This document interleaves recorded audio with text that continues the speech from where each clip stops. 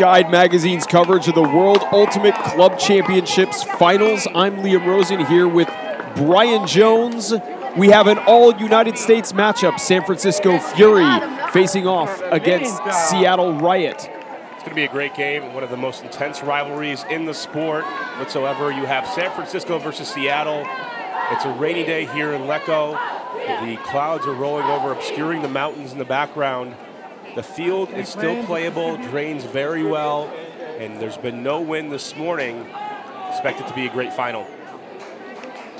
We went and talked to Fury coach Matty Sang before the game. This will probably be his last season as the coach of Fury. He's been on for 9 seasons, won a number of national championships, a world championships 4 years ago in Prague at the World Ultimate Club Championships, a silver medal in Sakai, Japan in 2012. We were at that game in 2012, and they struggled to win against essentially what was an Uno Japanese team. They were very fortunate to come through. They actually played Uno and Power Pools on their road here, and then facing WUCC in quarters coming through the bracket. We have Fury in the blue and Riot in the white. Brian, let's take a look at our keys to the game. Seattle Riot. On one hand, we went and talked to Coach Andy Loveseth. Number one, they want to embrace the rain. It stopped raining a little bit, but Seattle Riot, talking to Coach Andy, said this is just like practice. Number two, they want to break the mark. The ACL crew, Rory Titko, Melissa Weatherford, have been huge on the mark all game. And number three, forget the past. This is a new year. 2014 Riot, much different than last year. Taking a look at Fury, we're looking at Commander Snyder. Willie Snyder has just been excellent at the handler spot. They have to play the system, take nothing for granted. Matty Sang talking to him before the game, saying this was a gift. Fury with a number of championships, but they are not going to take anything as it is, as it's just an absolute present just to be on this field and play in the finals of the World Ultimate Club Championships. Riot working it down the field, Ambler to Fontenette. We talked to Coach Andy Loveseth before the game and how it's changed. And Matty Sang even talked about Riot's transformation as an offense. Instead of pushing more downfield with a deep game, they are a team that wants to break the mark, swing the disc, and attack you horizontally. Melissa Weatherford looking for the dump. Finds Fiona McKibben. Weatherford. Cutters can't get open downfield, looking for the dump. Finds McKibben up line. Weatherford free. Back to McKibben for the first goal of the game. Seattle Riot strikes first blood with an offensive hold. It's such a difficult cut to defend. When you're coming up along the far sideline, in that case, maybe coming for the backed up, the defender wants to commit and deny you the disc as much as possible. You're able to curl and swing around to the front side, get open up the line, do a give and go for the easy score.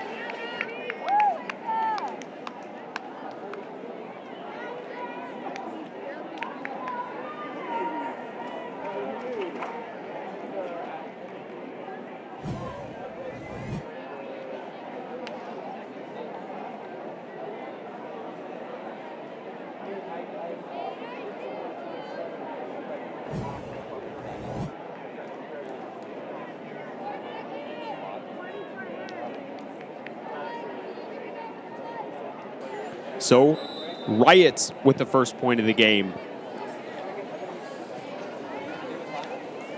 Seattle Riot holding on offense so far. San Francisco Fury's offense will get to go to work. This is the first time we've taken a look at Fury all tournament. They played a tight quarterfinals game versus WUCC. Won that game 17-14. Fury's offense goes to work. Anna Nazarov in the middle of the field. Nazarov had a great U.S. Open. Got a chance to commentate one of those games on Next Gen. Fantastic handler. Loves to stretch it deep when possible. Shmi Narayan back to Nazarov, middle of the field. Dumps back to Shmi. Shmi's going to put it deep for Lisa Picaithley. Charlie Mercer is there. Mercer bodies out and knocks the disc away.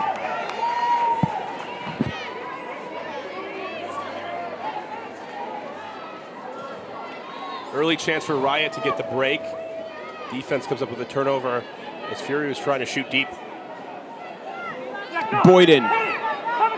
Another flick hook from Riot this time. Hannah Kwai gets open deep.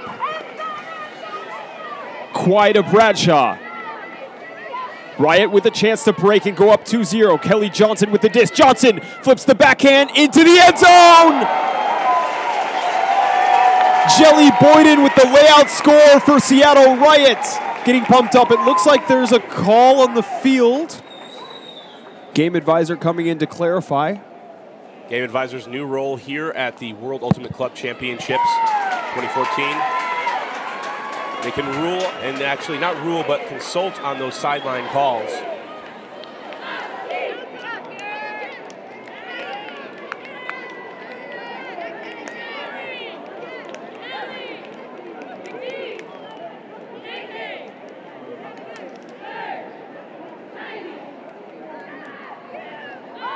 So Seattle Riot with 2 quick scores to start out the game.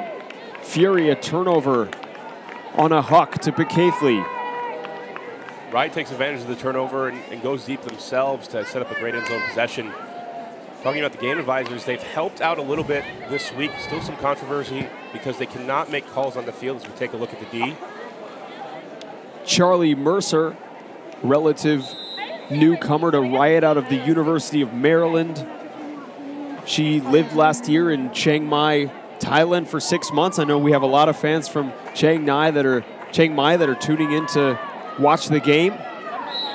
And Jelly Boyden, she's been a huge athletic force for Seattle Riot. Not the intended receiver, but getting horizontal to save the disc. Luke Johnson coming in and joining our team yesterday, providing that slow motion capture. Clear view, Boyden was in, 2-0. Riot gets the break early on. Let's see what they can do with this advantage. Fury goes back to work. Maggie Rudin getting the disc underneath. Desmond to Stern. Alex Snyder thinking about the deep shot. Snyder gets it off to Liz Duffy. Snyder has gone down. Alex Snyder has been a key cog for Fury for many years. Earlier, I said actually Julia Snyder's sister, younger sister playing in Carleton. But this would be a big blow to Fury's chances in this game.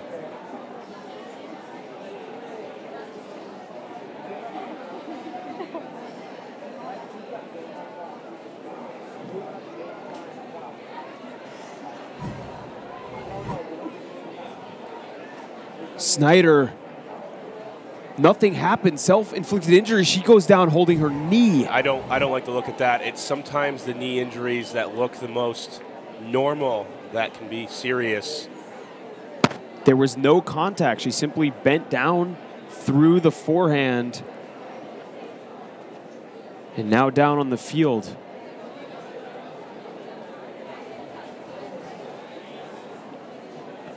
So this would be a gigantic loss for Fury, already down 2-0 in the game.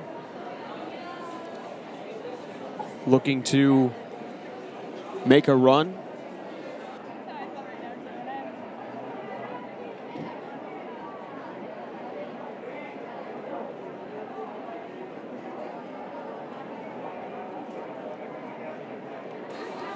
So as the medics come in to take a look at Snyder, the Canadian who's lived in San Francisco for so long, been the cog of this Fury offense. One of the reasons for their success over so many years. Brian, this matchup has been a perennial favorite as Snyder now getting off and walking off the field. Both players concerned. These teams are friends on and off the field. They have seen each other so much in this West Coast matchup. You hope in this situation that she's okay. It looked, those injuries, it can be tough when you have a pivot in there and your knee twists.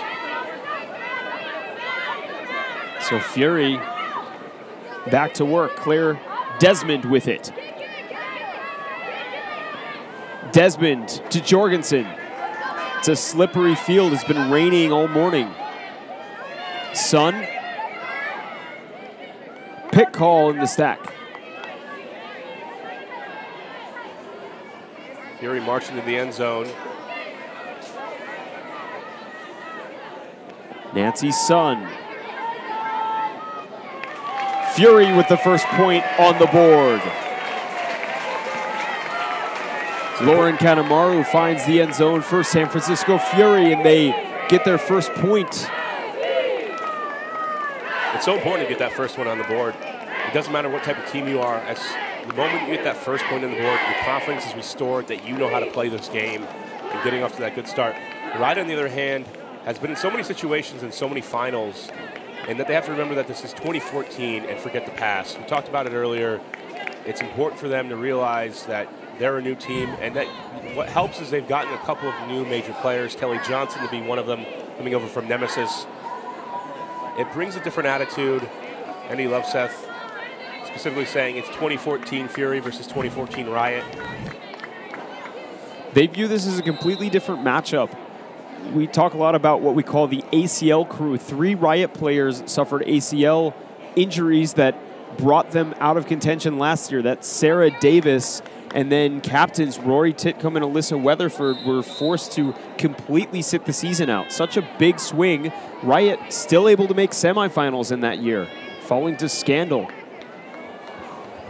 At this tournament, they beat Scandal in the semifinals, live streamed on Sky yesterday. Game that we did. Scandal had the lead early. Riot roared back with a couple of adjustments. Ambler into the middle for Hannah Kwai. Hannah finds Nora Carr. Carr's going to send it deep for Gwen Ambler with the height advantage. Just needs to box out her receiver. But Ambler misread on the disc. Lots of shoving. Tell the style of the game they're willing to play. Physicality, downfield is acceptable. And these two American teams know each other. They know how they want to play. It's not going to be an issue likely throughout this game. Taking a look at the replay, Ambler and Dansker battling for position. Dansker does a good job of using the body to box Ambler out. Carolyn Finney, crossfield flick to Anna Nazarov. Part of that 5 straight final crew out of UCSB, the college women's division. Nancy Sun going down to save the disc. Sun's going to send it deep. Clear. Desmond is there. Desmond has both Fury scores so far in this game. Desmond is such a difficult matchup to guard. A great defender, has that height. He's been playing for Fury for a couple of years now.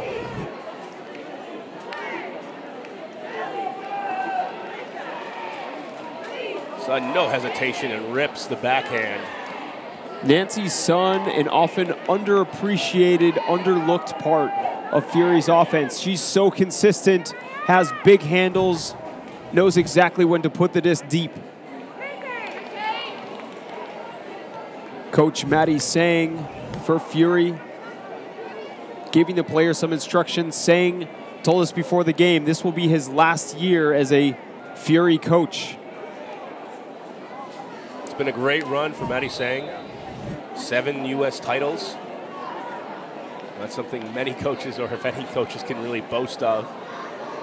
It will be a double retirement. Sang's wife, a player on the team, Arlie Stern, will likely be her last season as well. Lauren Kanemaru with the pull for Fury. Short pull into Weatherford. Boyden. Back to Weatherford.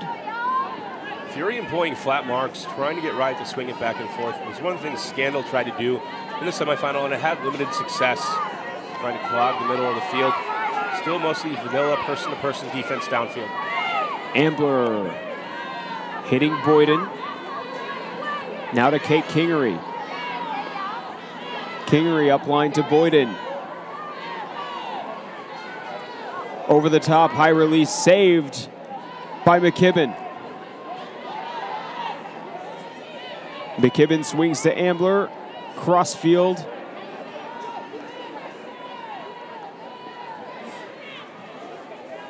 This is a pace that Riot has been comfortable with on offense. Instead of moving quickly and doing give and goes, they've been content to survey the field. Boyden thinks about the up line. High release backhand into the end zone. Several Riot players there. And it's Dominique Fontenette, the veteran, coming up with it over the pack. As we talk about the patience, a little bit of impatience, but when you have the high release to space, there are 3 possible receivers that can come down with it. In this case, Ambler's in the area, and Fontenette comes into your picture. Dominique Fontenette, the longtime player, gained many years of experience, is a key player for Boston's Lady Godiva. Won gold 2 years ago in the Women's Masters Division in Sakai. She's now living up in Seattle and has been a welcome addition to this team. Her experience and wisdom have really brought a lot to Riot over the past few years. Be sure to check us out on Twitter here on our coverage on Sky Magazine. I'm Brian Jones. Liam Rosen. Take a look at our Twitter handles.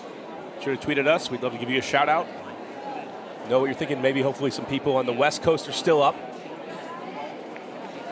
2:42 a.m. now on the West Coast, where both of these teams are based.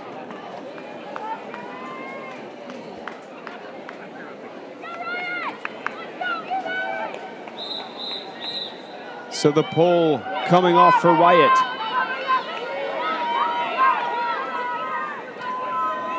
Fletcher to Romano. Romano falling down. It looks like she was fouled on the throw.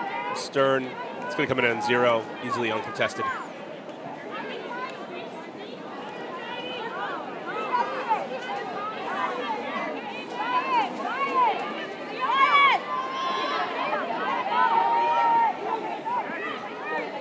Howard. Again to Stern.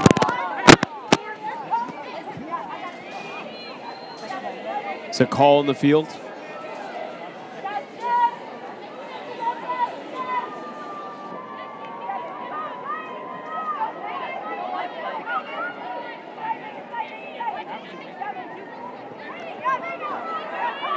Howard with the disc. Howard over the top. A mistake, too fast for Romano. Riot goes the other way. When 2 teams are evenly matched, it's about who is executing better. In this case, we see just vanilla person-to-person defense by both squads. Riot has the advantage, but Fury was able to break back after the initial lead. Foul, no contests. Titcomb swings to Kelly Johnson. Johnson into the middle, back immediately to Titcomb, who puts it deep. That disc is going to sail out of bounds.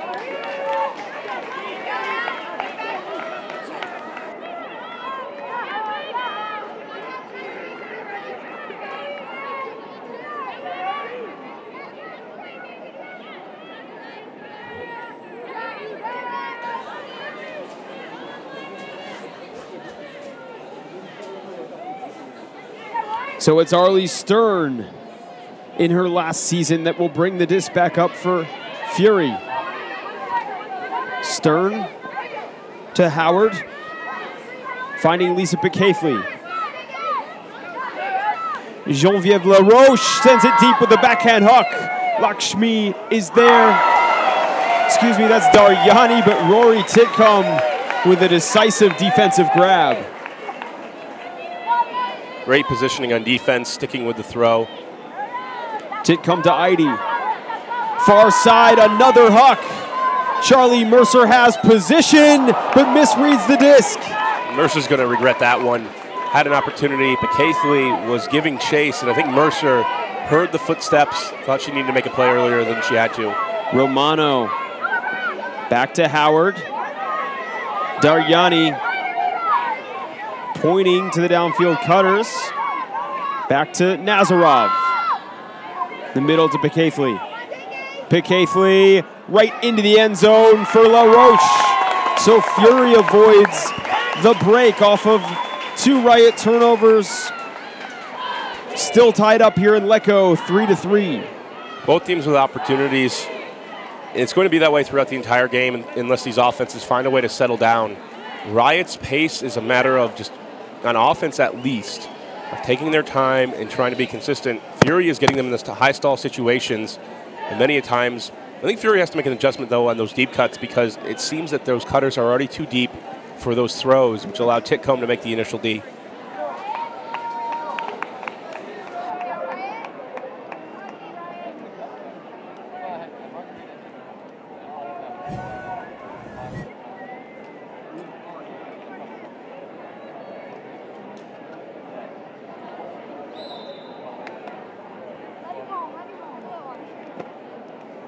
So a couple of turnovers, as you saw there, from both teams, not being afraid to throw it deep. Something that Fury said before the game is they did not limit Riot's deep game. Riot was more content to break the mark and work it slowly up the field when these two teams met at the US Open. First game was not close. Riot beat Fury 15-7. And then 13-10 in the semifinal. You can see the handler sag here by Fury, trying to the initial throws. Cardenas with 2 defenders there makes the catch. It's the execution on the deep shots as Cardenas finds Julian Goodrow for the score. Cardenas was mostly a decoy in the semifinal game because Jorgensen would simply poach off. Cardenas would hang along the sideline, trying to prevent Jorgensen from occupying the deep area. Now she's able to open things up a little bit down the middle of the field. Fury tried to sag off the handlers initially and preventing those and clogging the downfield space and preventing the first pass, but afterwards they tightened up in the handlers later into the count. That allowed for that throw to go off. Khalees Cardenas. She learned how to cut playing in the open division for her college team, Seattle University. Went up through the club ranks in Seattle, played with Seattle Underground before being picked up by Riot.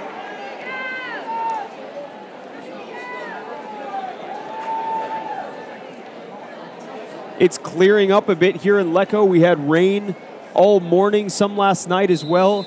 The tournament on the whole has had very good weather except for the first day where games were canceled. With the juniors, though, we sat through a lot of days of rain, and thunderstorms could be expected here today. Hopefully that doesn't happen. The field is well equipped to deal with the rain. It hasn't been played on that much here in the stadium. I'm talking to a couple players before the game. They said the field conditions were great. Stern to Jorgensen.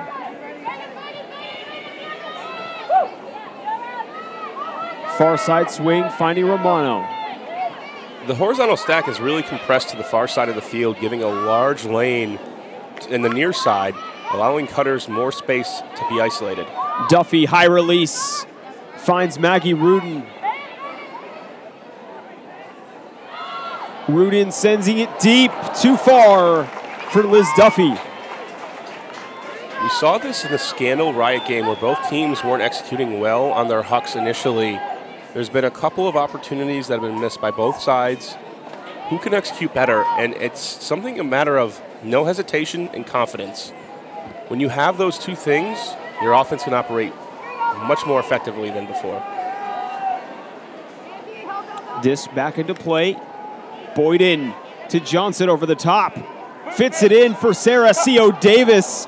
That'll be a strip call.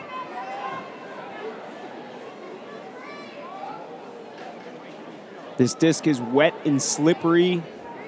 One of our keys to the game for Riot was to embrace the rain, embrace the wetness. As this is very similar to how they practice Seattle, one of the radius cities in the United States.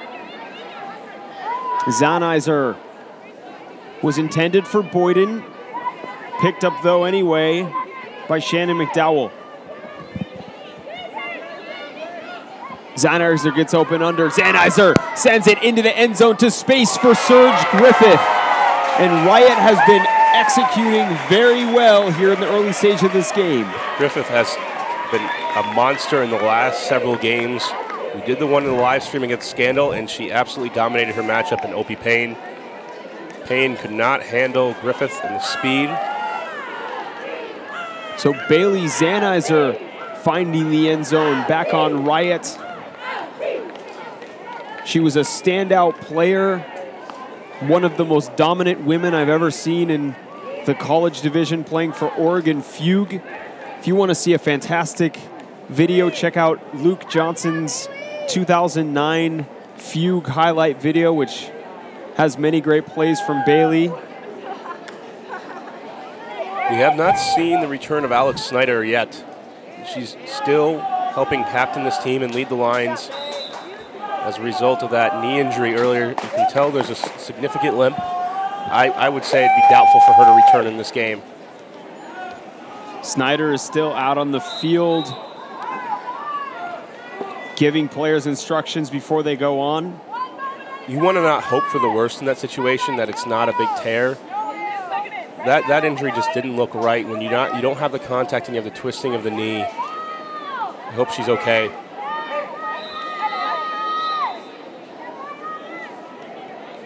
Rory Tidcombe on the pull.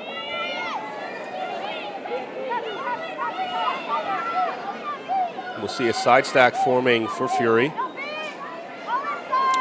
Finney to Daryani. Daryani puts it deep.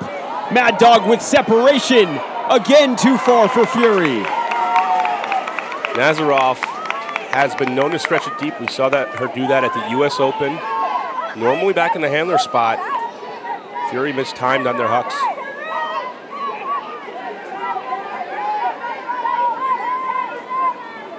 So Rory Tidcombe brings the disc back into play for Riot. Crossfield swing to Mercer. McKeon. Cardenas. Cardenas, no dump option. Finally gets it out crossfield to Molly McKeon. There's a call on the field. Talking to Coach Andy Loveseth about this Riot squad, saying that he thought that Fury for many years may have been the most talented team and also the most organized. Of late, he feels like his Riot squad is the most talented on paper and also has increased their organization in terms of the way they call lines, much in the same way that we see a short field turnover from Seattle Riot. The slip from McKeon gives Fury the chance to put this one in. Finney with it. They have the chance to hold on offense. Pick Haithley is found for the score for San Francisco Fury. As I was saying earlier about the chemistry of both of these teams, Fury does not have set no D lines, and they use little units of chemistry of players that like to play together. And it's the same thing on Riot, where we'll have different units of chemistry.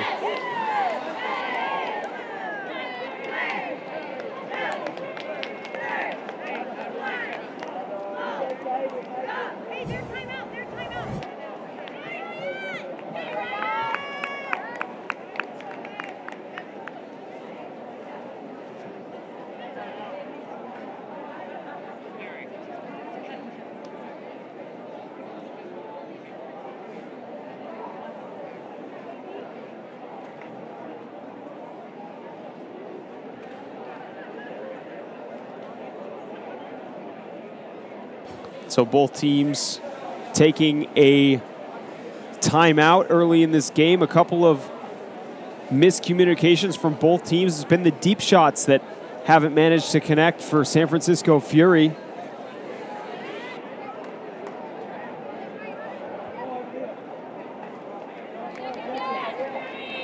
love the battle, ladies. Let's fucking grit. Do work, ladies. Together on three. 1, 2, 3. Together! Team up! Team up! Team up!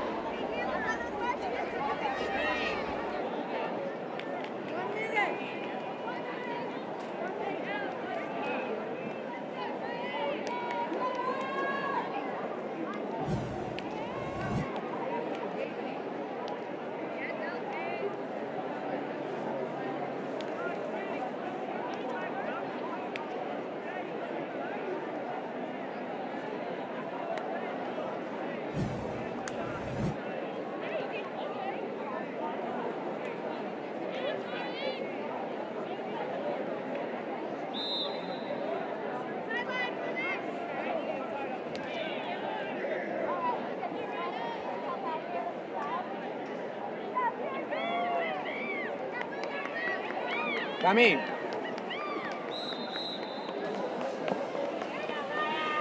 So Fury holds on offense. Still on serve, though, to Seattle Riot. Beautiful setting here in Lecco, Italy. The mist slowly rolling over the mountains. It's been beautiful for the majority of the week. It's an overcast day. We did miss one day of tournament. It was a little bit shortened. In certain divisions, had to play differently in different formats. Great mark from Shmi Narayan. There's a call downfield. Hannah Kwai was looking for the inside backhand break. Now it becomes a game of adjustments because we have not seen, we've seen some miscues and there's been good defensive pressure, but there hasn't been too many forced turnovers at the start of this game. It's up to Riot and Fury to figure out how to adjust on defense, and since they're going person-to-person defense, it's about individual matchups. Griffith to Fontenette. Fontenette's looking for Ambler on the dump. Hand blocked by Daryani. Daryani and Fontenette both with a smile on their face after that one, and Fontenette just tried to squeeze it through. Sabrina Fong played for Riot last year, a rookie on Fury this year.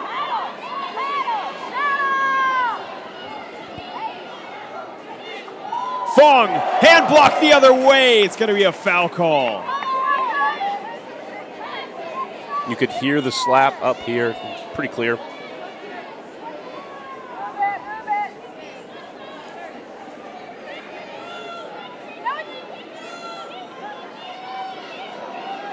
Fong trying to get the disc off. Finds Nancy Sun with the bailout. Sun, Scuber to Narayan. Really active marks, knowing that Sun is going to go for the high release. Narayan crossfield swing to Daryani. Swings back to Fong. Fong all the way across the field. Shmi Narayan again bobbles the disc. More unforced errors. Both defenses are playing well and forcing horizontal movement when they're not going upfield, so there's no clean chain of continuations available. That means we're going to see more of these mistakes, but you'd expect a little bit more from both these teams and the caliber of talent we have. It's going to go deep right away. Sarah Griffith, can she toe the line? Very lucky for Bowen, as she was trailing Griffith by a number of meters. That is the matchup that Fury will have to focus on if they're going to win this game, is how do you defend Griffith? Do you tighten up? Do you even provide deep help with an underneath defender and make the rest of Riot beat you? Because Griffith has been getting it done. Daryani with a hand block. Fontenette telegraphed the throw a bit. Nancy Sun is going to bring the disc all the way back up, so Fury with a bit of a short field. Sun can't get it off the line. Finally finds Narayan. Another hand block. I think that will be a strip call.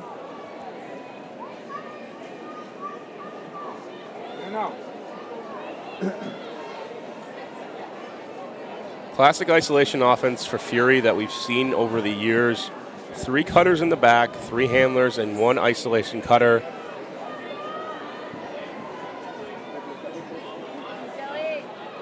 Lauren Casey to Narayan. Casey's going to try to kickstart some offense with the athletic grab. Back to Shmi.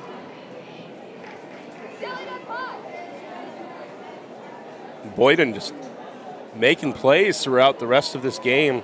First with the layout in the end zone, almost gets the block. Jelly Boyden, stellar athlete out of Pacific Lutheran University. Won a D3 national championship with them. It's actually one of the players that commutes to play. She's currently living outside of Portland while doing a master's degree. Narayan trying to squeeze it in, a hammer to the back of the end zone. And it's Bowen that toes the line. And it was Boyden back there, or one of the defenders back there for Riot. nearly making the play. Alyssa Weatherford, I believe. Weatherford almost has a chance at this, and I think if you're Riot, that's a defensive win in a sense. Once Fury gets down to the end zone, it's going to be a tough time to defend all of those players in isolation with that much spacing. Poaching the lane is a great idea, staying off of those back cutters that are in the back of the end zone. If they're going to beat you with a hammer, at least you forced a more difficult throw. So Fury evens it back up with 2 quick points of their own. At this point in time, this is anybody's game, Liam. It's a matter of who can execute better, who can make those minor adjustments, because we're going to see person-to-person defense. There's no win in the stadium whatsoever, and this contrasts to the juniors finals that we did where the wind is swirling in different corners and different directions. See, a couple players have climbed up to try to get a better view here in the municipal stadium of Lecco, Italy. It's a town about 30 kilometers north of Milan. On the shores of Lake Como. Very beautiful sights. The only thing on both of these teams' mind right now, though, is winning this game. Fury specifically saying they wanted to go all in for Worlds. A lot of these teams starting early, and Riot started on April 2nd. Maddie saying, the head coach of Fury, saying they started 4 to 6 weeks earlier than they normally do. And we see a 2-3-2 in this situation, and a transition to person.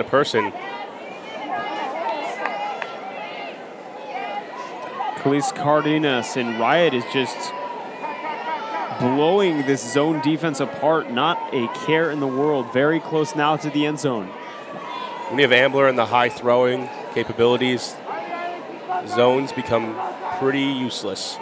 Rory Titcomb hops, skips, and jumps into the end zone for Seattle Riot. I like the idea of the 2-3-2 because the person-to-person defense hasn't been very effective at this point in time. It's not a bad strategy when you haven't been able to get turnovers otherwise.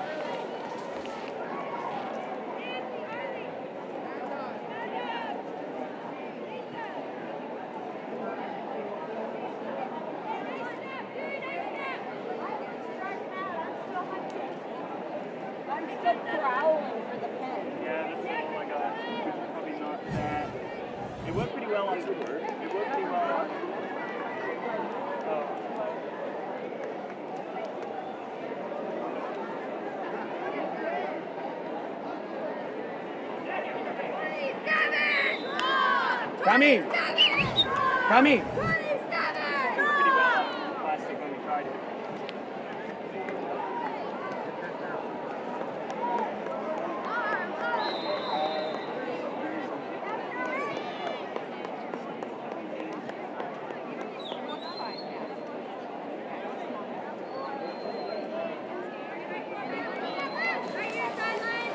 Cole gonna sail out of bounds.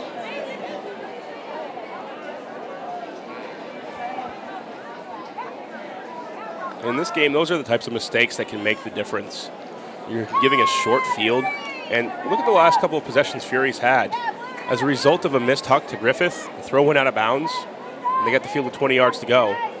Riot responds quickly through the zone, but now there's no defensive pressure, there's no issue, and you're not making Fury any more uncomfortable as we see a sagging defense poaching in the lanes and a loose 3-person cup. A 3-3-1 by Riot. It's their turn to make the adjustment. Call on the field. When person-to-person defense isn't getting it done, you have to switch to something else. It's a matter of generating turnovers, and I don't know if there's been a forced turnover in this game whatsoever. It's been the inefficiencies by the offense that have created those turns and created these swings. Bit of laughter on the field between Mercer and Daryani as the players discuss the call. And if this is a travel call, it's really easy. It's either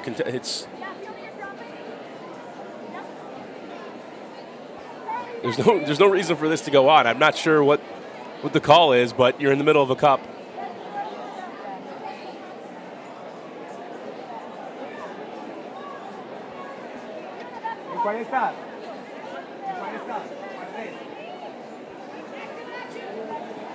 Play restarts. Daryani to Nazarov. Crossfield swing back to Manisha Daryani. Daryani is going to put it deep. Mercer is there to make the play. Howard to Becaithley. San Francisco Fury. And twice unlucky for Mercer. Mercer had a great read on the disc initially earlier where she was wide open to make a catch. Becaithley was giving chase and Mercer hopped at the wrong time. Here, Mercer had incredible position. And the bump doesn't survive the contact. So Cree Howard, the California Berkeley Pie Queen, makes the play, dishes easily to Lisa Becaithley for the score. Still tied up here in Lecco.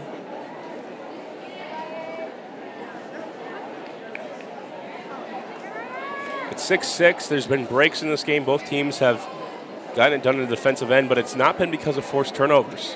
We have yet to see a forced turnover, a layup block, something that makes both of these teams look really uncomfortable. This game is ripe for the taking.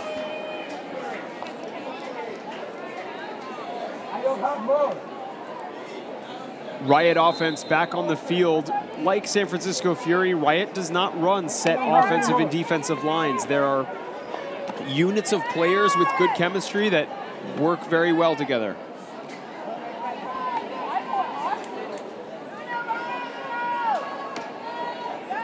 Ambler to Alyssa Weatherford. Weatherford swings back to Ambler.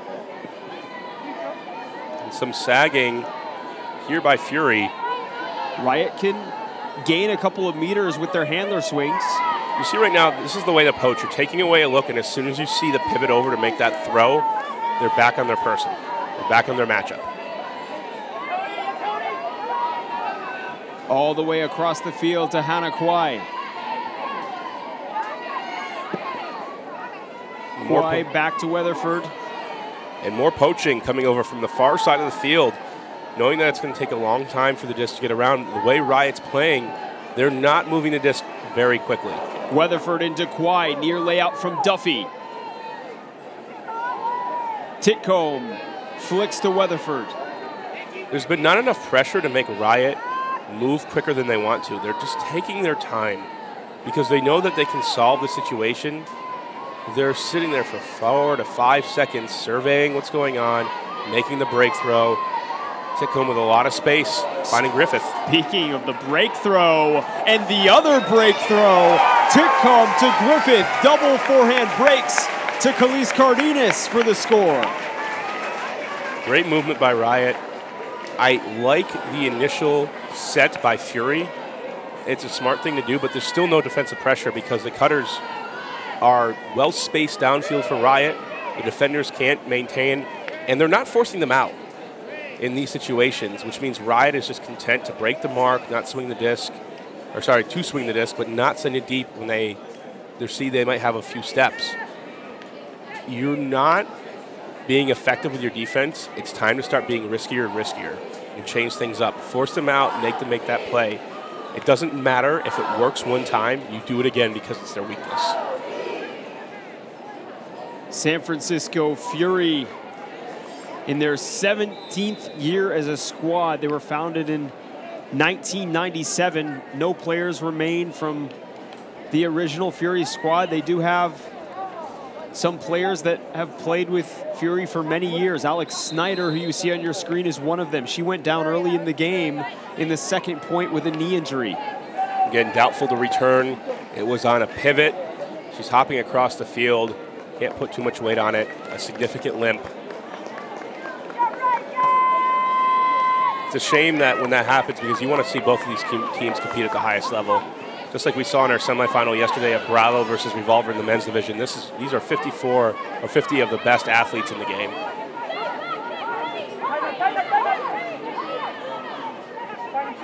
Fury about near the brick mark, having trouble getting it off. Finally finds Lisa Picaithley. Picaithley, the flick into Howard. Daryani now with it.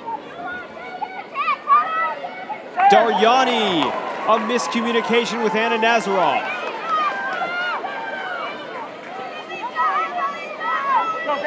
Kelly Johnson lays out to secure the disc for Riot.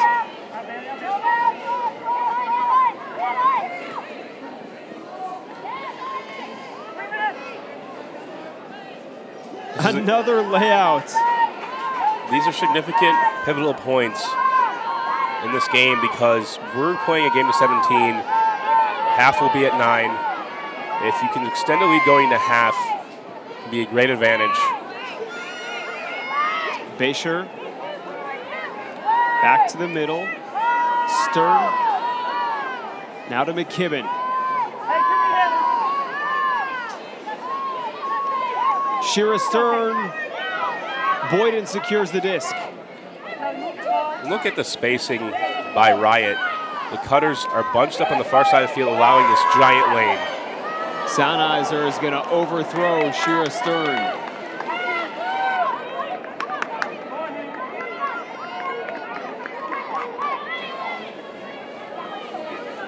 So Fury will take their time. Pick the disc back up. More unforced errors. No team has been consistent on these hucks. I would say make them throw it deep. Andrea Romano puts the disc back in for Fury. This is her first season for Fury after a season off. She played with Nightlock, another team out of the Bay Area last year. Picaithley thinks about the deep shot defended by Sennheiser. Finding Howard. Howard's going to put it deep. Shmee makes a play on it. Fury right outside of the end zone now. Narayan pivoting. Back to Kanemaru. Kanemaru, the hammer to Picaithley. Fury has so many options with the deep threat, and Riot is respecting them a little bit too much. Those were 3 consecutive 20-yard gainers, where Narayan was a huck, you could call it, but it really was just a simple out throw.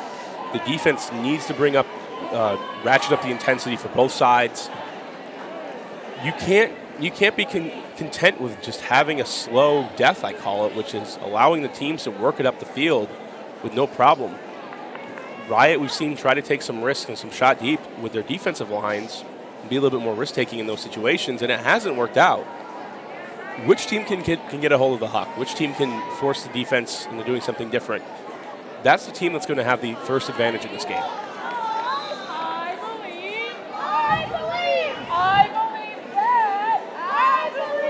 So we see here the layout before from Kelly Johnson, one of the new Riot pickups.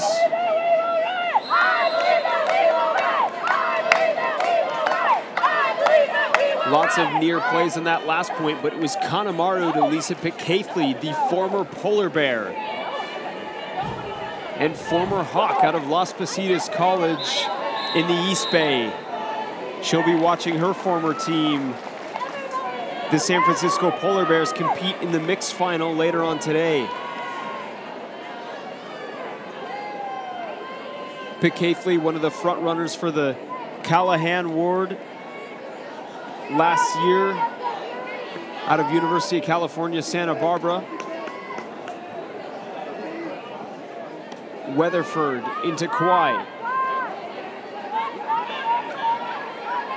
High release, backhand, finding Rory Titcomb. Ambler back to Weatherford. Kwai. Kwai again with that high release backhand to Titcomb. Very still stadium, almost no wind. Titcomb to the back of the end zone. Sarah Griffith just needs to run this one down and rips it out of the air with one hand. Great play by Griffith. The wherewithal, the body control, difficult catch to make. And you can tell people with great body control when there's physical contact from a bump, they absorb it, make the catch, and stay steady. Carolyn Finney was there as this disc floated, tried to make a play, but Sarah Surge Griffith goes up with the left hand. Here at 8-7, it's Riot with a small advantage. They went up 2-0 with the first break of the game. Fury broke back. There was a couple of other breaks and situations where the defenses have had their opportunities. Still no major adjustments in this game. A lot of person-to-person defense, some small poaching. Both teams have tried their hand at zone. Still a game that's ripe for the taking. We see Alex Snyder still hobbling across the field to give instructions. Had such a huge impact and influence on this team. You can see the clouds rolling over the mountains.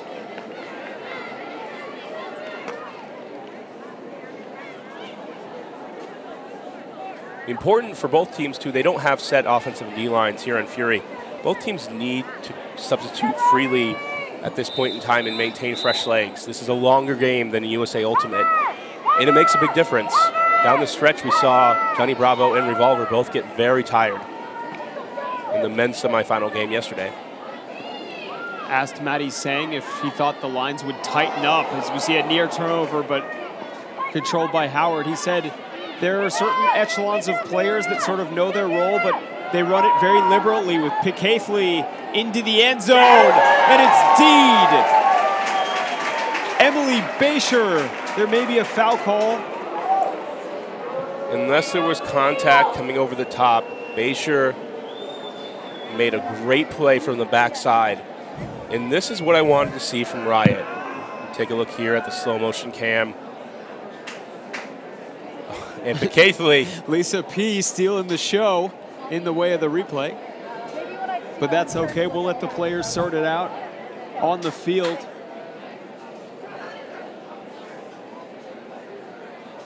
Fletcher saying she got hit in the hand, and that's very well possible. It's going to be a contested foul. Disc will go back to Lisa Pick Hafley.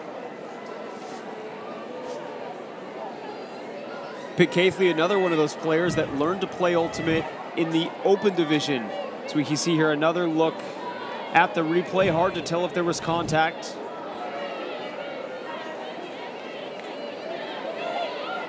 Pick Hafley played on the open team at Las Positas College before making the transition to the mixed division and finally women. So she's been dominant in all three divisions of Ultimate play. Casey. The one-handed grab from Howard. And there's a pick call. The weight bid doesn't necessarily help you in those situations. Howard already had the disc. The bid just leaves Howard with an unmarked situation where she can break very easily to the end zone. Fletcher. Back to Stern.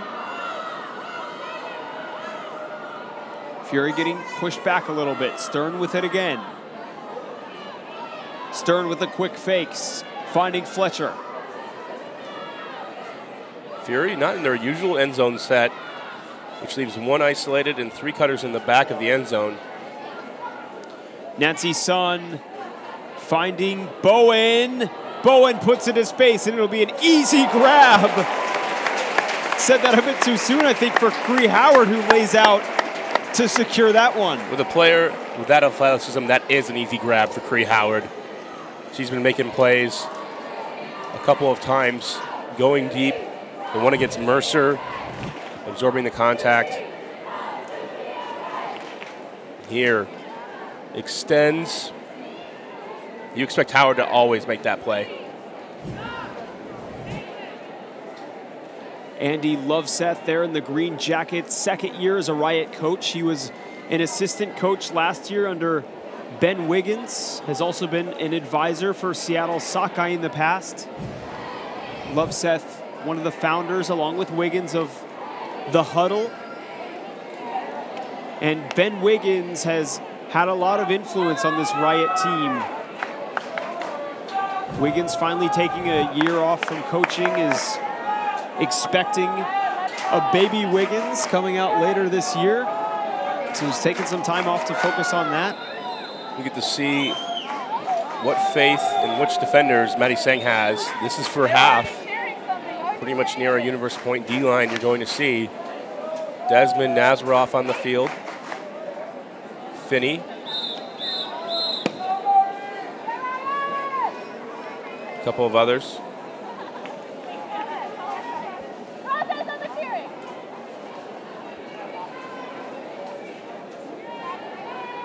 Crowd filling up. We have 2 more games today, and then one in the mixed division coming up next.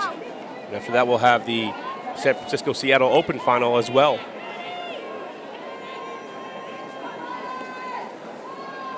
Field inbounded by Riot. Gwen Ambler took some steps. Centers to Weatherford. There's a collision between Duffy and Boyden. Duffy, a tough game for her. She played on Riot from 2002 to 2010. Captained the team for a few years. Recently moved to the Bay Area, and this is her first year on San Francisco Fury.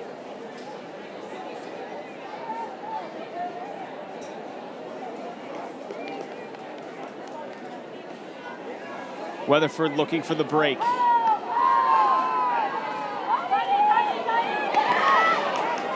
And it's a defense from Fury.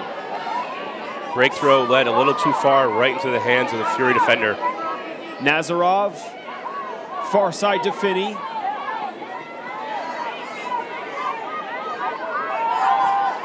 Sending it in, another D from Fontenette. Gives it right back to Riot. Kate Kingery into Weatherford. Had Weatherford wide open and hesitated. Some bumping downfield. Boyden lays out. To Gwen Ambler. Fury still making the decision to sag off the handlers and force Riot side to side. Weatherford.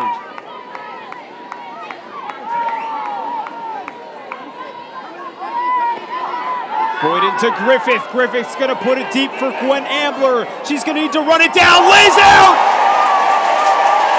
Vintage Gwen getting the crowd involved to take Riot to half. Griffith lays it out perfectly. Defender can't get to it. No play possible. The only one who can get it, the veteran, the former Fury player, Gwen Ambler. This is going to be a memorable moment for Ambler, as this may be her last Ultimate season. She's been talking about retiring for a few years, finally announced it publicly this year, but always a chance that Gwen may come back. She's very involved in the Ultimate world. Besides making big plays like this, she's involved in the USA Ultimate Board of Directors, has been a proponent for Women's Ultimate as we go into halftime here in Lecco.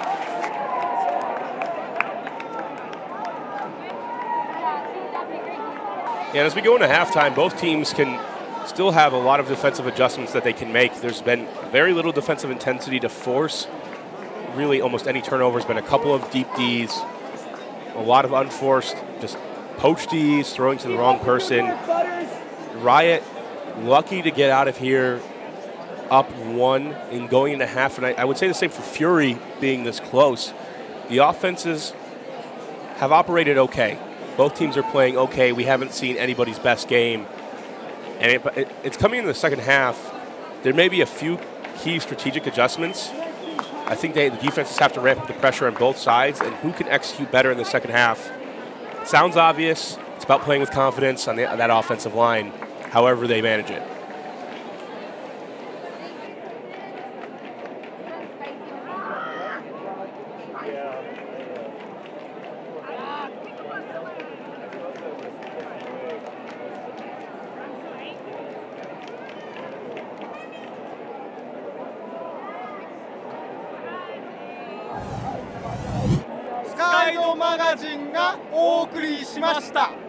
Skyd Magazine. Skyd Magazine! Skyd Magazine. Skydy! Meine Aufgabe ist Darstellung und gut aussehen. Skyd Magazine! Guatemala! Sky Magazine.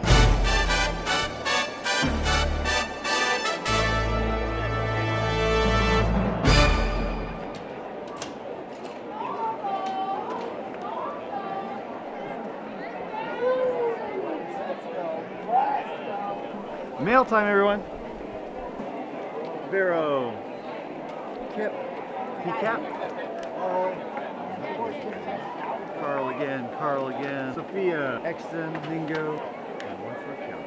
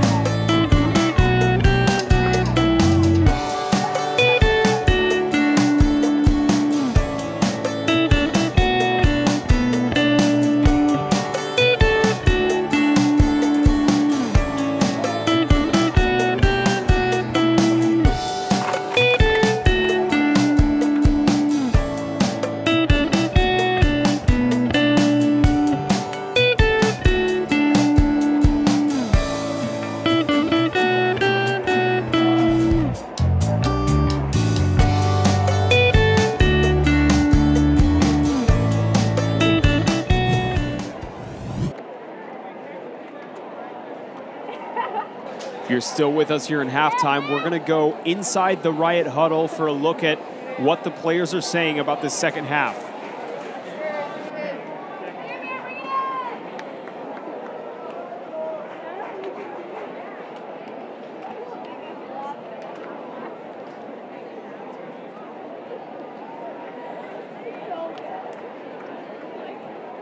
You're my favorite, number 12. You get it. Like, where can I go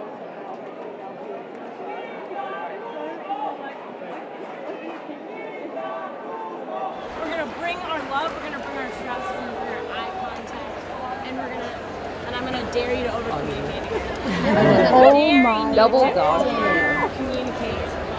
With that, one adjustment that we're going to have is they're barely playing D on our rails, so our rails can communicate to our B handler so that they can clear out and get that easy swing. And then we also can have our opportunities for our handlers to go deep off that or clearing space. But it would let those handlers know. We've drilled that. That is our dump swing. Next is cutters are creating space, but there might not be the ones that are open, and other cutters need to fill that space. This weight cutting, make space for someone else, and then someone else fill it. Our D thing is We're just going to keep up the defensive intensity. That's it. Yeah. We can be closer. Uno D. Uno D all day, taking away those IOs, making them throw their second, third, fourth, fifth choices, and getting up in their shorts. Let's get up in it. Let's go right. Hey, let's win 1 point. 1 point. One process. One pass at a time. One pass at a time. Yeah, baby. Lots of love. Lots of love. Right on 2, 1, 2. Right! Not did. Not did.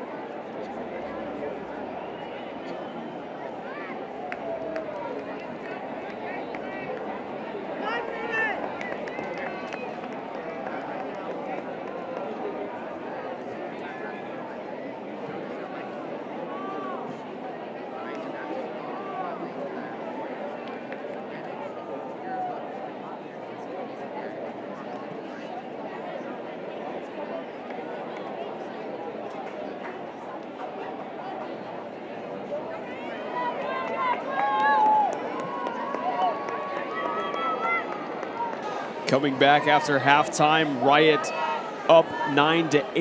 It's been a game of ups and downs for both teams. I'm Liam Rosen from Skyd Magazine here with Brian Jones. Those of you watching from home, wherever you are in the world, send us some messages on Twitter. You can find me at Skyd_Liam Rosen. Brian Jones is at No Look Scuba, as you see there on your screen. The rest of this game, Brian, is going to depend on execution and adjustment. And right now, right away, we've seen the side stack multiple times from Fury, and Riot has not adjusted to poaching. It's going to be a foul call, I believe. The D from Griffith on Howard. How tight will both teams go with their lines? Because there's still a lot of game to go. With the game to 17, it's much longer than USAU. You wouldn't think it'd make a difference. It is an adjustment. LaRoche. Back out to Stern. Howard tries to make the route. Looks like there's a foul call, though, on the throw. Disc going back to Stern. You see the intensity match up, already just ratchet up as we go through this second half. And the matchup we're looking at here is Griffith versus Howard. Griffith, a lot of speed. Howard with a little bit more height.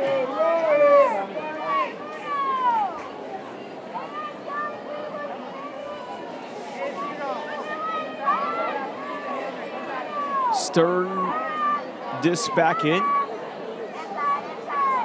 Great defense from Boyden, really trying to take away the dump.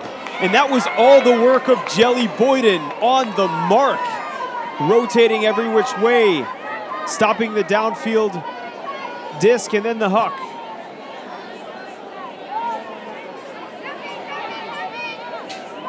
Boyden swings over. Strip called.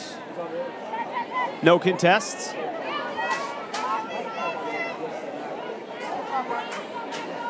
Shout out to the official photographer, Ulti Photos here at the 2014 WUCC. Check out all the amazing photos on ultiphotos.com. We saw the foul earlier called with Willie Bacher trying to go over the top. Ulti Photos has a great look at it. You can find him on Twitter. Stoppage on the field.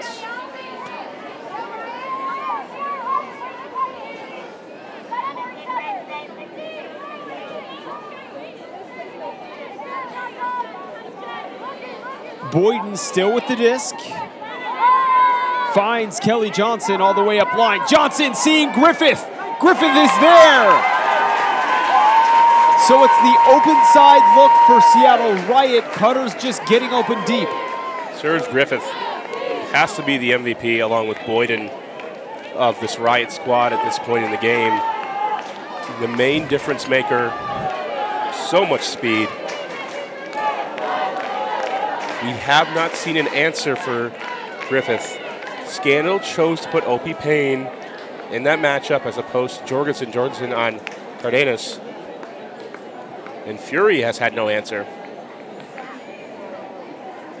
It was all Boyd in that point. She got the critical hand block, started it off with a nice upline find to Kelly Johnson. So Angelica Boyden having a great game for Seattle Riot.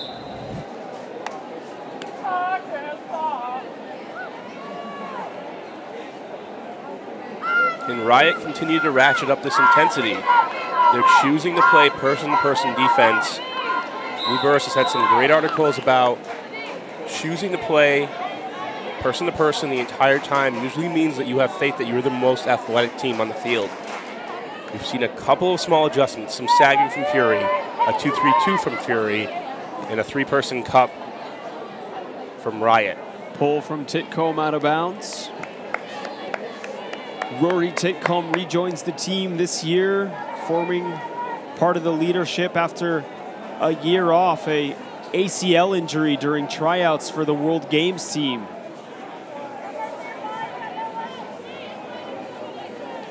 She's one of the 5 Ultimate siblings, owners of that apparel company, sponsors of our Sky stream here today. Starting off in an inverted cup look, really poaching the lanes from the handlers is Riot.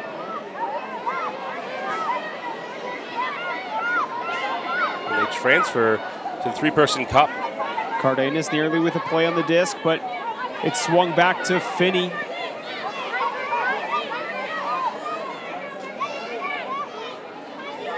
Sun again,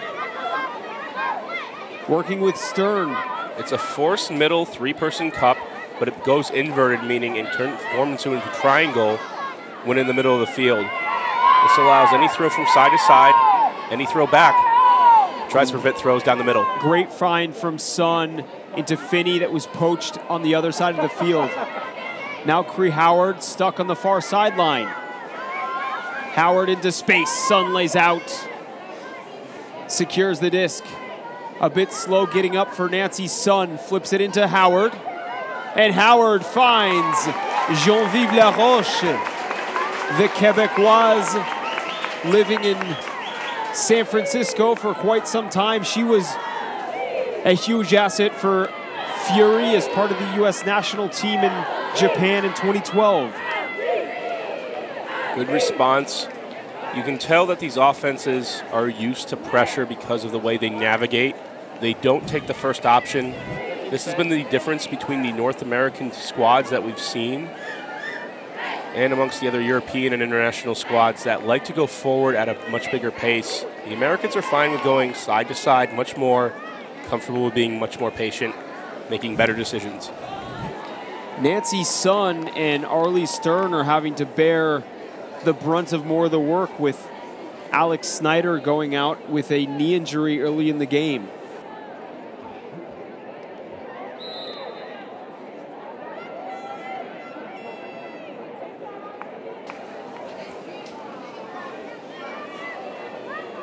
So Kayla Jorgensen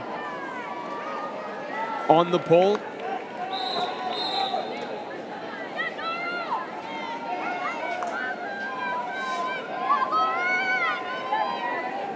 Ambler.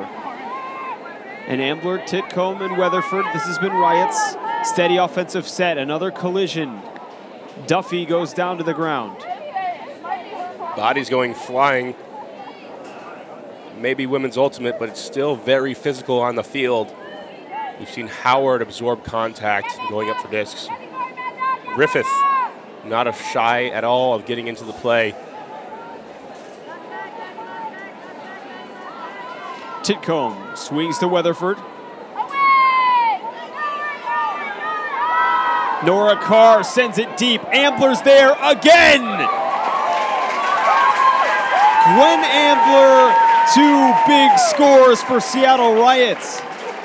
A lot of time we've seen Ambler behind the disc, but the versatility in her game, the height that she has, you can make a cut from that handler position or the cutter as long as you start it close to the disc. A lot of space to throw the disc out in front, only where Ambler can get it. The second time we've seen that in recent moments. Riot sideline clears to congratulate Captain Gwen Ambler.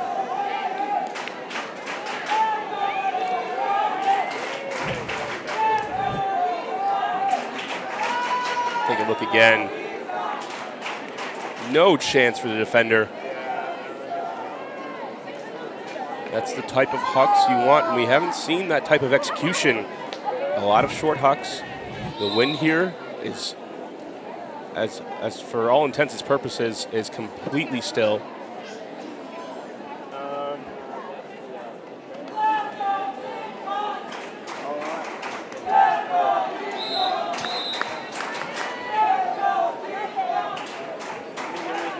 Chance of Let's Go Titcomb coming from the stands.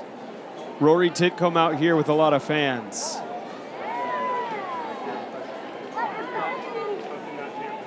Pull out of bounds again for Riot.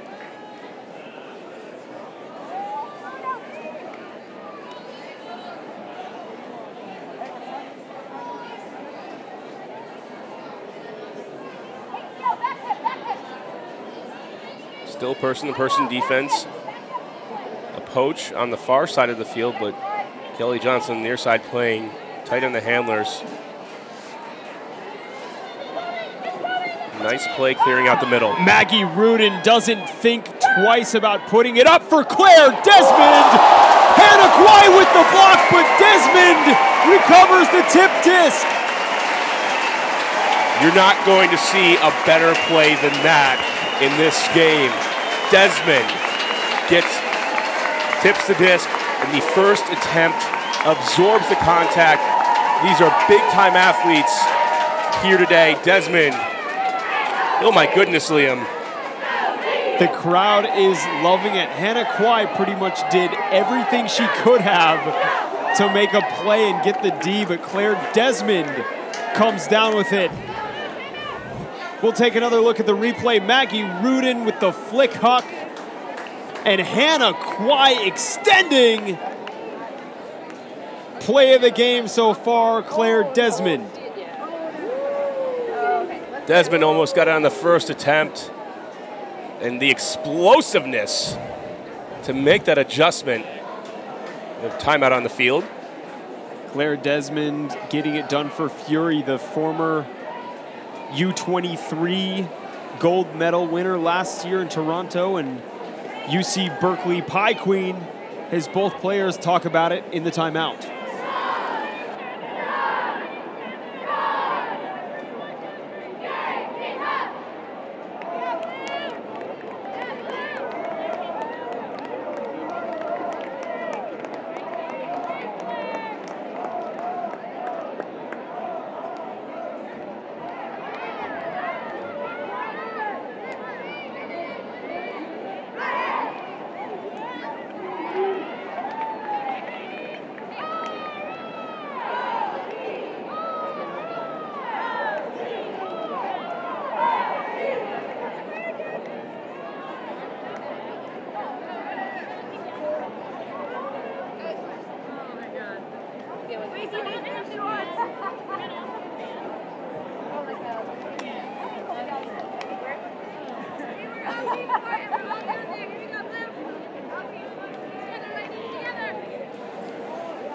Coming back in after the timeout, we'll see if Claire Desmond's heroic play can give Fury a bit of momentum to get the block. Anna Nazarov hungry for it as we see Bearman suddenly in the stands. There's a bear in the crowd. Luckily not an actual bear, just a man with a costume. And we're not talking about El Oso either. Colombian team who made their mark by coming back in bad skid. One of the games we did earlier this week. We just had a fantastic lineup of games here on Sky Magazine. And this one looking to come down to the wire again is no team able to gain a clear advantage. Fury comes out with a bit of a poach defense, really blocking those lanes. And they've been utilizing this throughout the game, but it hasn't resulted in very many turnovers. It may be the optimum strategy. I think that it really forces Riot to contemplate each throw before they make it. It almost plays into a better strategy for them. Slows down their offense a bit, makes sure they don't turn over on any ill-advised huck choices. See, I don't think it actually hurts Riot because this is the pace they've wanted to play, which is hold the disc, survey the field, and they have to do that regardless. I would rather see, for a few possessions, some really hard-to-hard, person-to-person defense that forces them to high-style situations. Here you're giving free resets every single time. Brian, I want to point out one of the things the downfield cutters are doing very well is making horizontal cuts. Not necessarily coming straight at the disc. You can't do that when the lanes are poached. You need to open up and use the entire field. We see a call on the play. And the spacing that the offense has been very important. You can talk about two things that a lot of players won't understand earlier in their years is about pacing and spacing. The ability to make those horizontal cuts is because there's so many clearing action to the sideline by Riot, allows the middle of the field to be occupied and wide open. Those cutters are so dangerous that if you leave them go clear the sideline, they'll immediately go deep. The throw will be hit. And so in this way, despite the poaches off the handlers, Riot can continue to survey the field, find those cutters coming in, and making the horizontal cuts to space. Alyssa Weatherford checks the disc back in. She was part of the Riot squad that went down to Brazil last November, won a Pan American Championship, playing very shorthanded, only with about 10 players on that squad.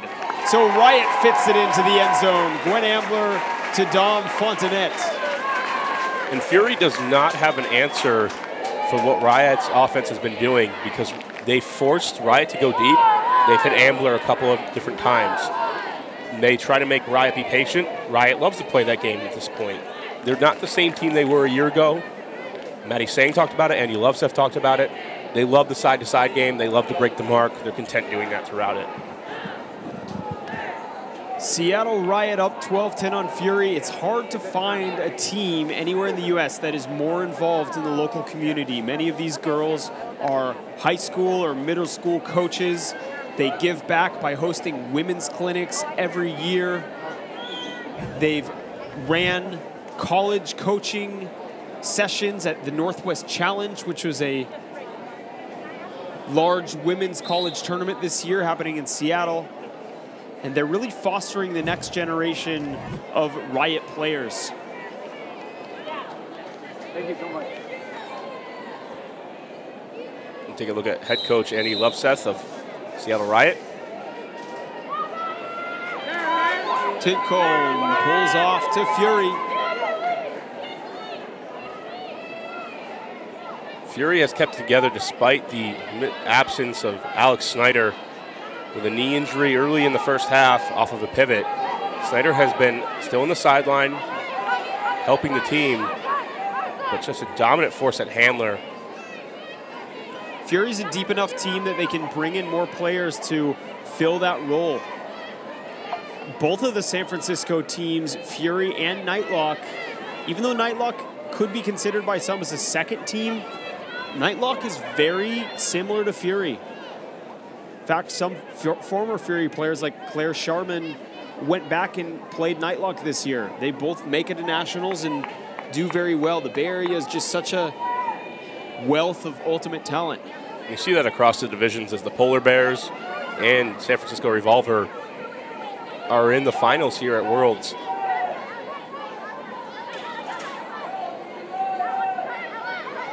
Stern to Sun. Poaching by Riot, allowing that side-to-side movement. Poaching in the middle, straight up mark. And one deep, a 3-3-1. Fontanet calling out switches in the middle of the field. Crossfield swing into Sun. Desmond is there. Desmond lays out to secure the grab.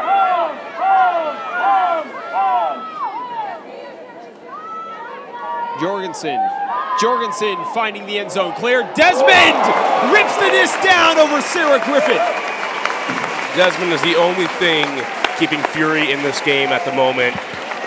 Makes the first catch on the second effort here, saves possession once, and goes over Griffith for the score. A near D by Sarah Griffith, who was highlighted recently by Ultiworld as one of Ultimate's elite defenders.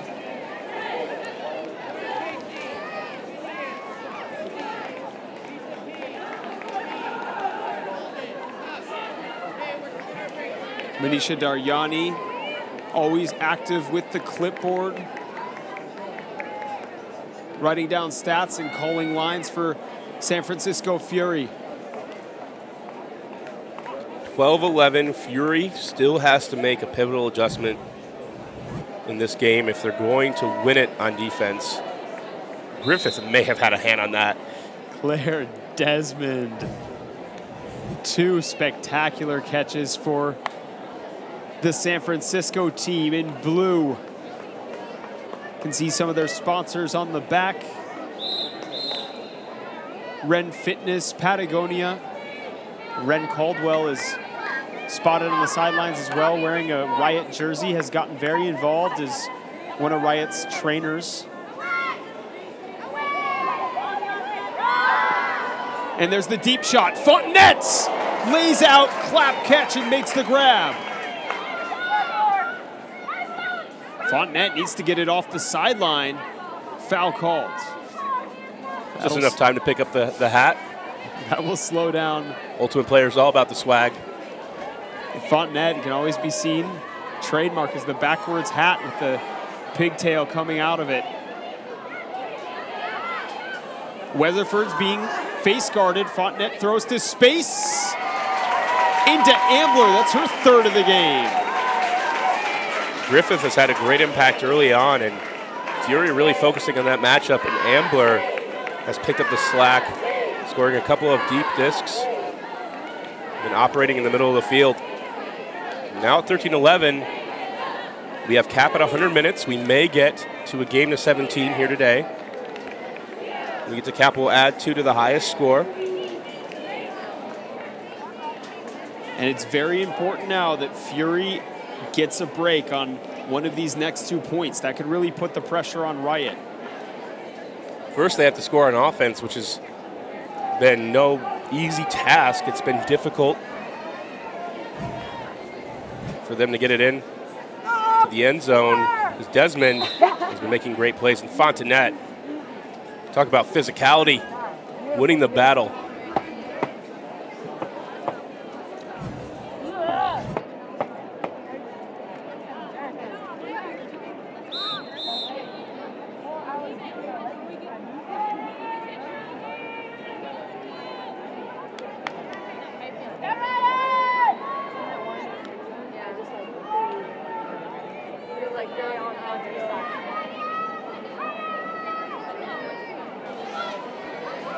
Pull coming back in. Charlie Mercer on the pull. It's the roller.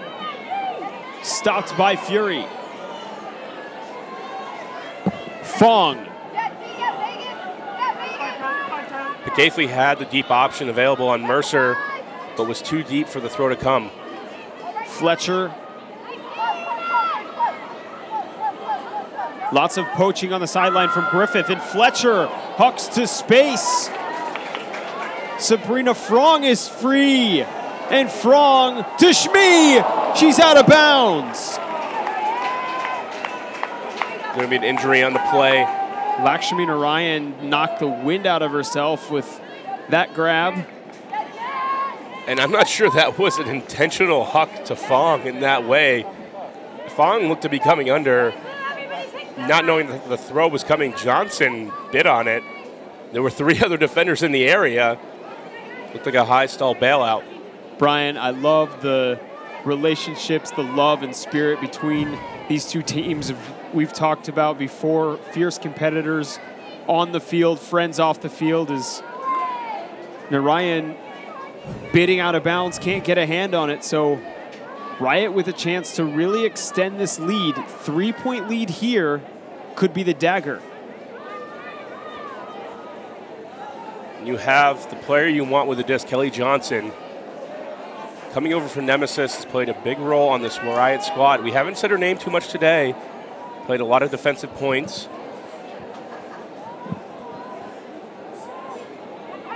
Johnson breaks into Kwai.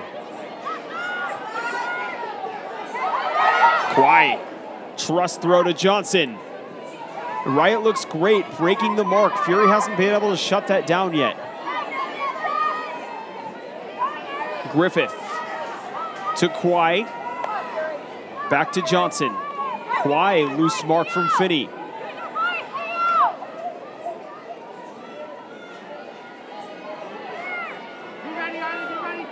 McDowell all the way across the field.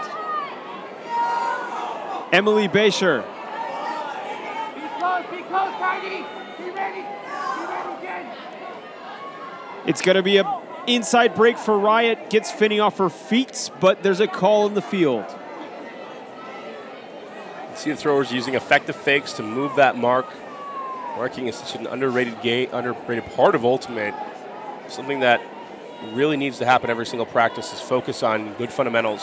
Hannah Kwai finding Kelly Johnson, and Riot breaks the mark over and over before finally getting into the end zone. Riot up 14-11, their largest lead of the game. A couple of key defensive blocks early in the second half, plus great execution by Riot, where they've been throwing leading passes to Hucks.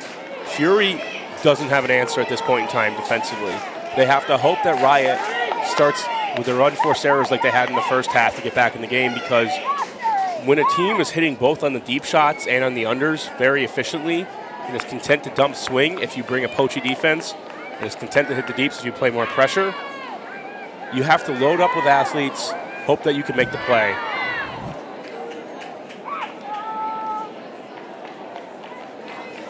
We see on the far side of the field, warm-up going on for the mixed division, the Polar Bears here. Polar Bears will take on Minneapolis Dragon Thrust in that matchup. Live streamed for free, in fact, by Skyd Magazine. I'm Liam Rosen here with Brian Jones. We've been reading your messages coming in on Twitter. Have lots of fans from Seattle staying up late nights for the vigil. And many fans in Seattle loving the fact that Riot has now gone up 3. Riot has been looking to take down Fury for years and dethrone them. Scandal got there first, but could we see the changing of the guard? There was a time when they talk about the men's division where it was only a couple of top teams, and then all of a sudden in 2004, Pike made the semifinals, which meant all of a sudden there's more depth in the men's division. Is this a seminal moment for the women's division where we have multiple teams contending each year? Fury, no problem working this one down the field. Mad Dog Nazarov into the end zone. Andrea Romano getting some play time. She was previously on Fury's roster in the past, but was injured that season. She's technically a rookie this year for San Francisco Fury, so Fury offensive line doing their work. Now they need a couple breaks. Fury isn't ready to be dethroned. Maddie Sang in his last season coaching for Riot wants to go out on top. Still down 2, and we'll need to find a way to score 3 breaks to win this game.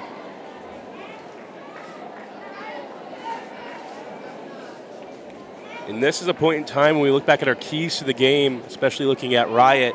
They need to forget about the past. This is 2014 Riot versus 2014 Fury.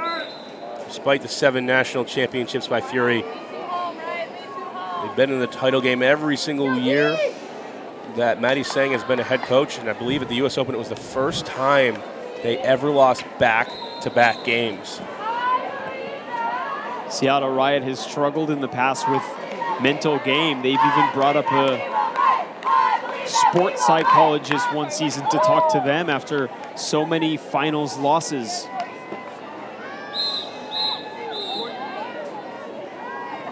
Jorgensen with the pull. Fielded by Ambler. Ambler up to Weatherford. Zone by Fury, and they need to reach into the toolbox. They've chosen a 4-person cup with Desmond as the anchor on that mark.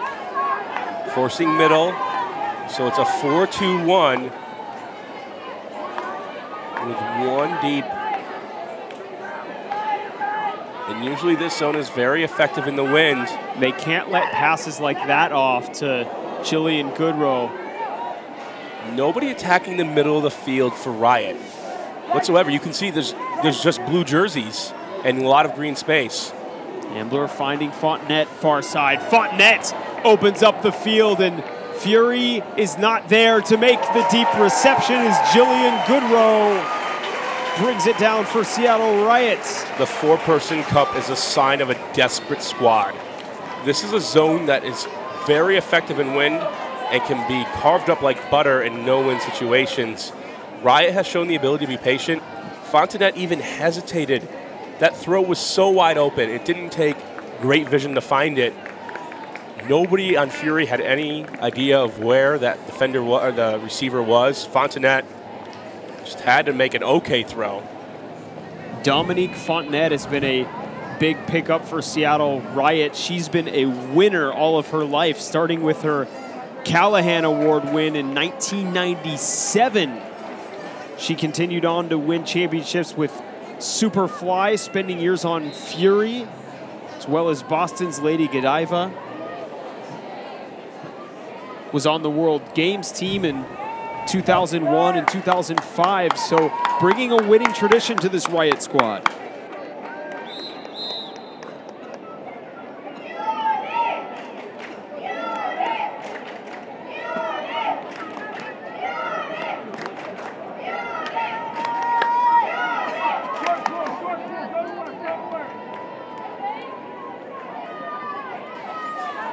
Fury bringing it back down the field. Finney into Picaithley.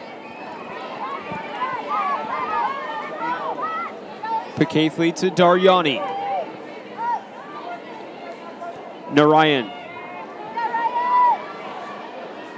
Cree Howard into Picaithley with the one-handed grabs. Lisa P. to Nazarov. Nazarov needs the dump. Circular cut from Carolyn Finney, but gets back for the disc. Fury working now with their handlers. Gets it off to Sun. Just gaining a couple yards at a time. Their dumps have looked like they're struggling of late, though. Finney.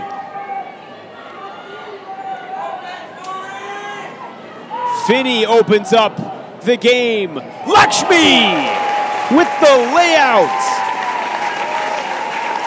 Lakshmi Narayan getting horizontal for the Fury score. And that's vision by Finney. Knowing, having that chemistry to put it deep, to have the throw sit so Narayan can make a great play on it. That's the margin of error in this game for Fury.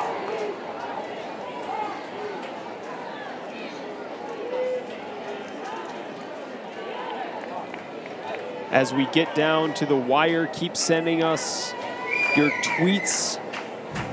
I know that possibly some people on the East Coast are starting to wake up now to go to work. You can find me at Skyd_Liam Rosen, Brian Jones at No Look Scoober as Lakshmi Narayan gets huge on offense for San Francisco Fury.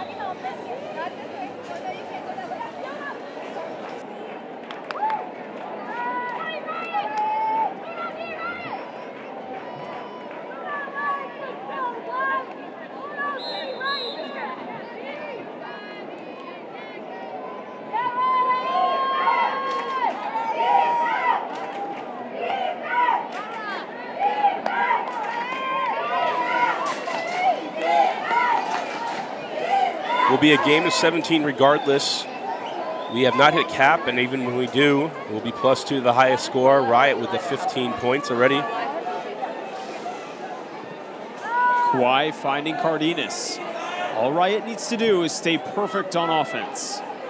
There were a couple miscues from both teams early in the game. Both, though, have cleaned it up as the sun almost out here in Lecco. Foul called by Weatherford. Alyssa Weatherford has been a story of consistent work and dedication to the game as she has improved year over year. When Ambler making the save again, there'll be an injury call on that play. And I didn't think there was any way Ambler was going to get it. The defender had the opportunity, not sure.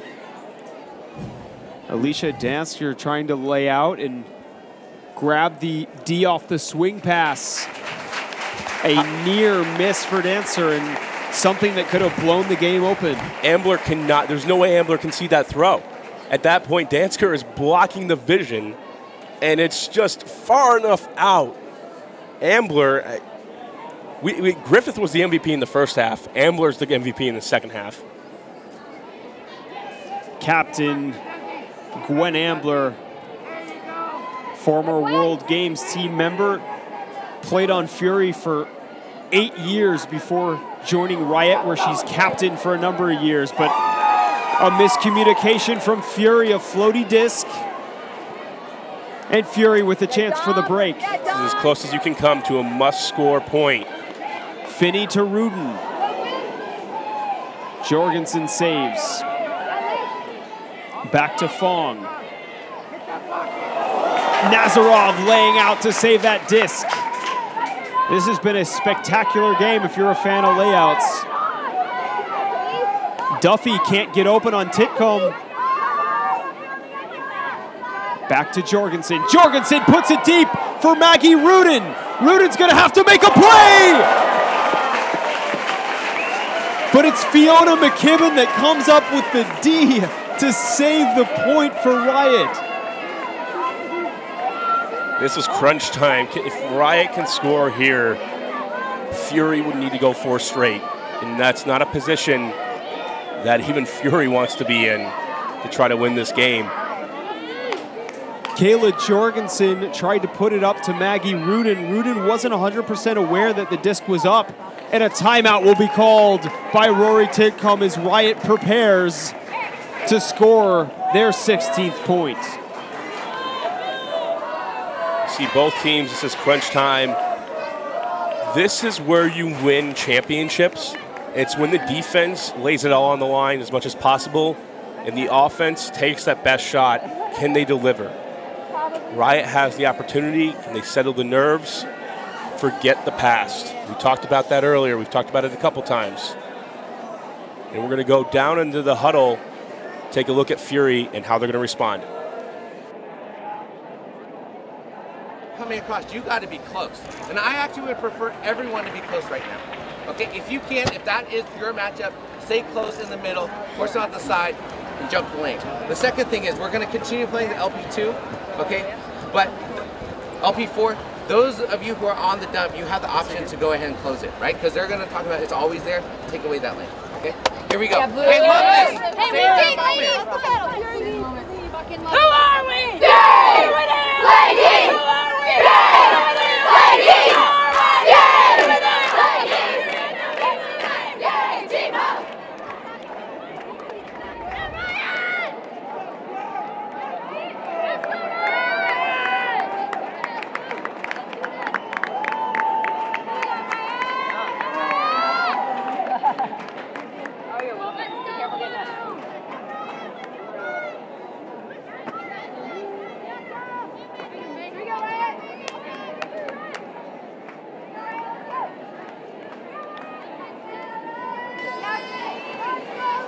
Rory Titcomb will put the disc back into play for Seattle Riot. Pumps it through the middle to Kwai. Weatherford, a big fake on the far sideline. Hard mark by Fong. Weatherford crossfield to Fontenette. Rudin is there! Maggie Rudin with the D for Fury. And Fury is off to the races, finding Duffy. Duffy back to Rudin with the bookends! Double happiness, all smiles for Fury. Rudin with the outstanding play in the right place at the right time. The pressure has picked up significantly. Riot's throws, finding the open receiver has worked out so far in this game. That one it didn't. Floated too much for Rudin to make the play. Rudin, the key player out of Sonoma State who made that program what it is today. Callahan nominee. Rudin is dedicated to youth coaching in the Bay Area, one of the players that has made a difference in bringing up the level of youth ultimate. Much more manageable situation. Still, if you're Riot, need to score here. Put this game to 16-14, you feel great. Another turnover and another break by Fury. The pressure will start to mount. The nerves in these games, it must be incredible for these players. We've all played in games at some point in time where we've been nervous. Embracing the moment, staying positive, saying that I'm excited to be here, actually been proven for better outcomes. And Poachy defense, once again, going straight to man afterwards. Weatherford into Kwai. Dominique Fontenette is open deep, and Kwai with the IO backhand. Rudin is there again, but Fontenette makes the catch.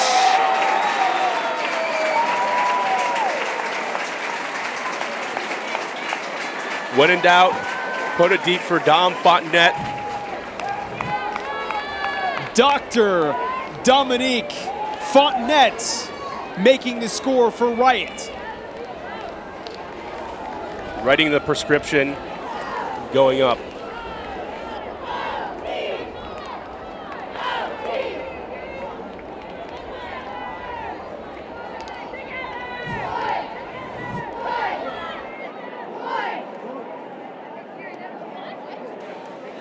Looks like another timeout on the field. Fury will. It is. It's going to be called game. And I apologize for not informing you of that. The game advisor is going to come on the field. There's some serious confusion about whether this game will continue or not, as we were not made aware of the time. Our cap at 100 minutes says this was a game to 17. I'm not. They're going to talk it over. I'm not quite confident on this one.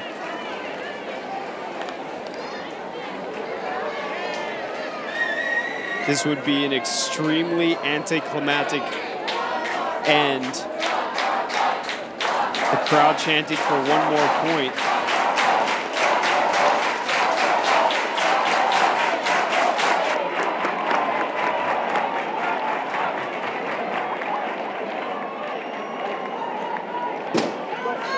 And it looks like there's still game left. And the cap's at 100 minutes. We know that for sure.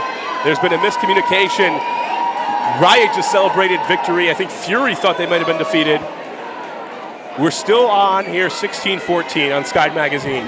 A huge organizational mistake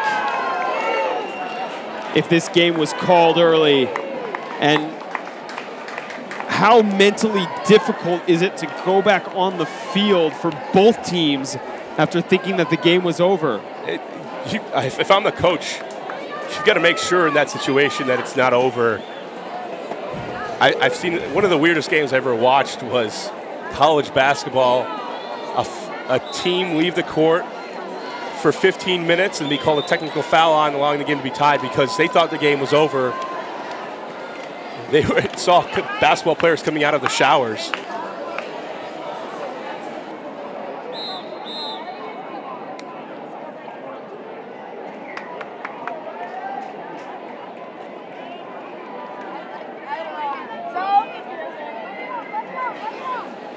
Riot will pull off to Fury. Fury's offense must go to work. Down 16-14 in a game to 17. Still alive. Side stack isolation play for Pakathli. Nazarov finding Sun. Fury's offense looks stagnant. Back to Stern. Underneath. Nice grab. from Howard. Thinks about sending it deep. LaRoche was open, but the defense adjusted. Nazarov into Stern. Stern with no mark, but Cutter slipping all over the place downfield. Stern to Daryani. Back to Howard.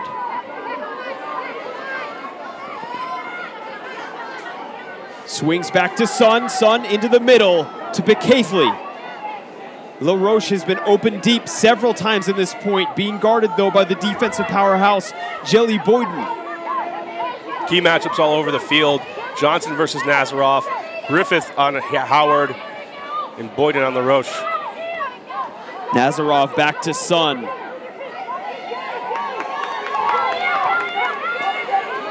Face guarded. A scuba to Nazarov.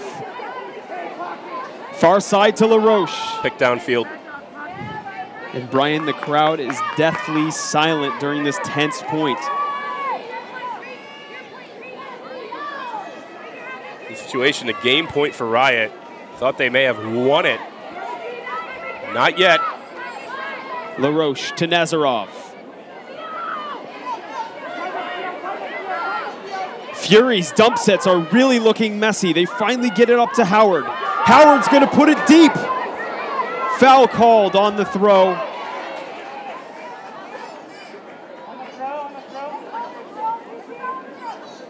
There's discussion, but this is a clear foul. There's no question that there was contact, and 99% of the time, unless Griffith is going to claim she was standing still. You don't see that kind of decision from Cree Howard otherwise. Howard has been wanting to send it deep all point, but no real openings. Riot is just locked down defense on Fury's cutters.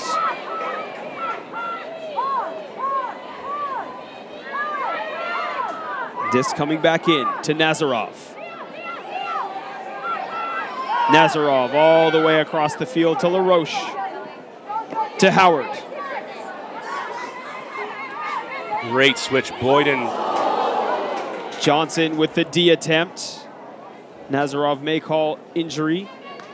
Great awareness on the other side of the field. So take a look at the injury, and Nazarov gets back up.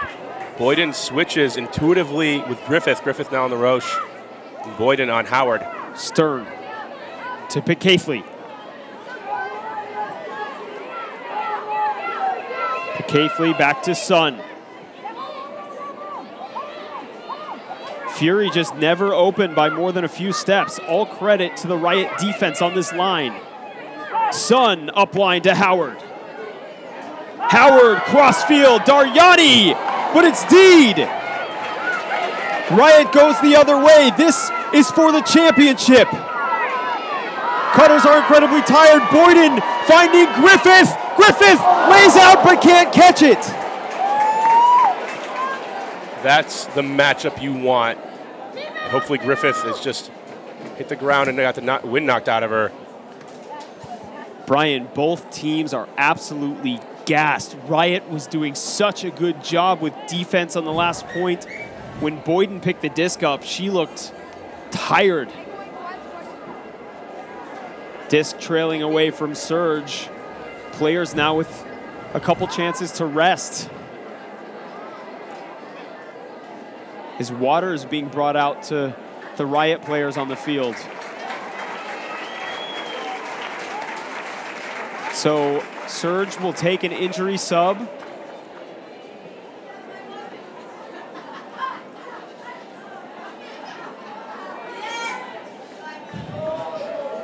Riot had the World Championship in their hands, and with a receiver that's been running it down all week long.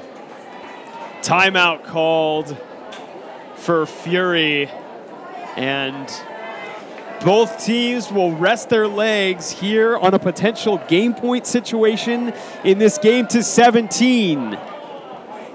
Liam Rosen here with Brian Jones on Skied Magazine. We'll let the teams talk it out. Get back to you after the timeout.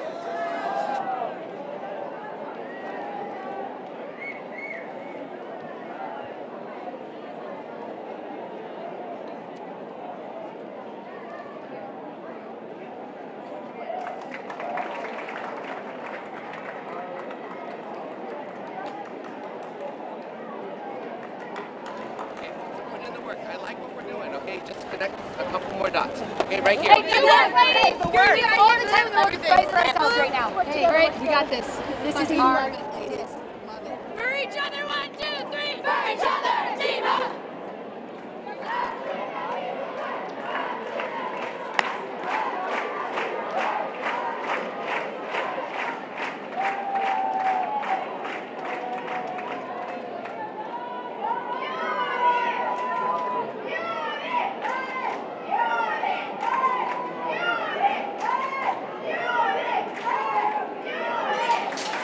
Coming out of the timeout, looking at Matty Sang in his speech, it's one simple thing. He's trying to send a message, and it may not even matter really what he says. Trust the space that you create. When we talk to other coaches, it's about trust, confidence, communication between team members. And in this situation, that's exactly what they need. A trap zone by Riot. Very creative idea.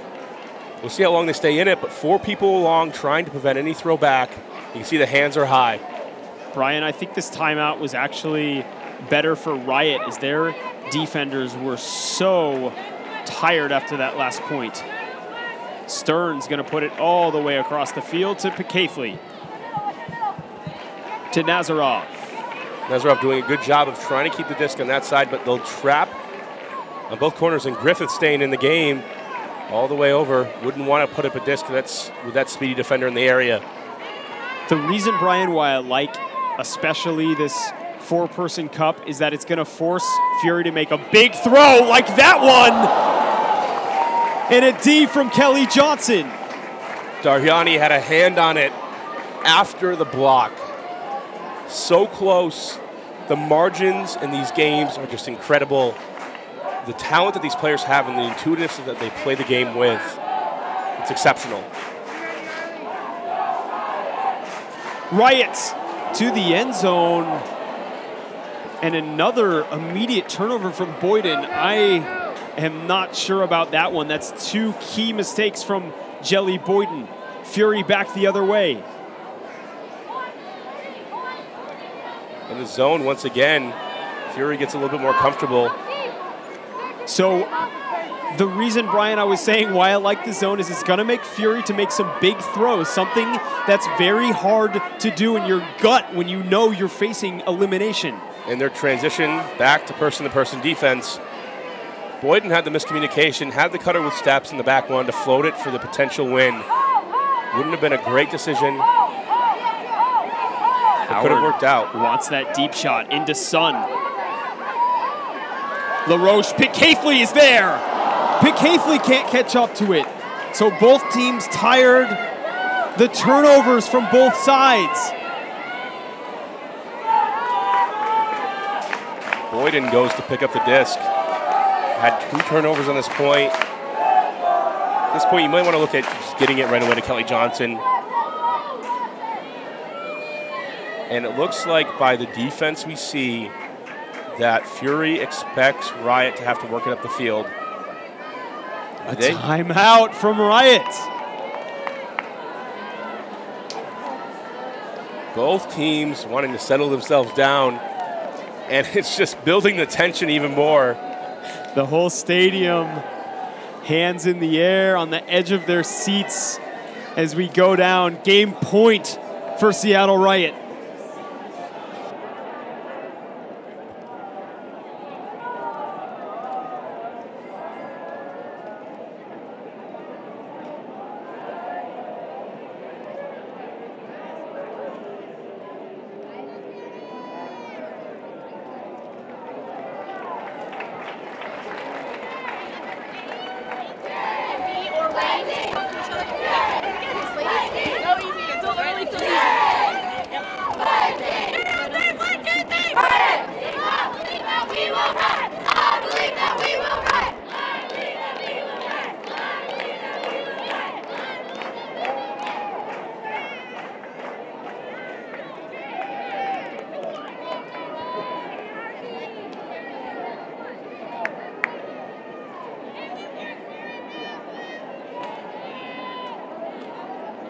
More talk about trust out of the timeout.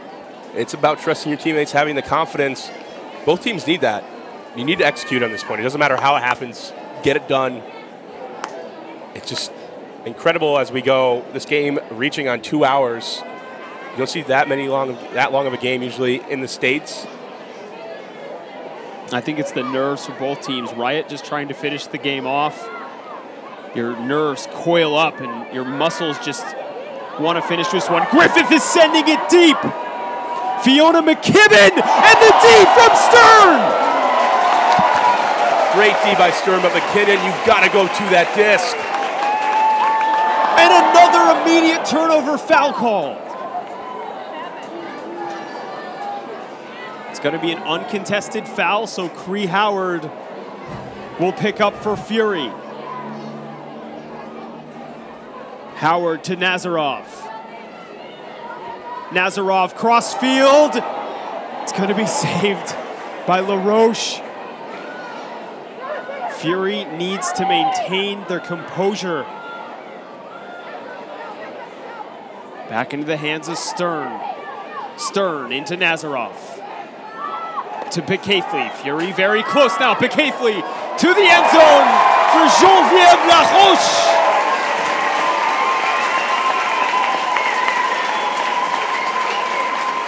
Mentally exhausting point.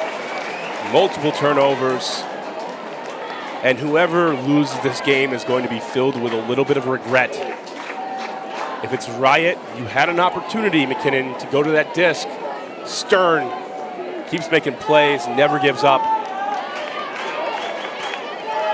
Arlie Stern, potentially her last season with Fury. She'll go out with partner and Fury coach Maddie Sang. Take a look here. Just waiting for the disc to come in. Body position. If you're not afraid of that contact, you can get in front, and there's no way Stern can make a clean play at the disc. And Lisa Picathely finding LaRoche, the red-haired connection for Fury.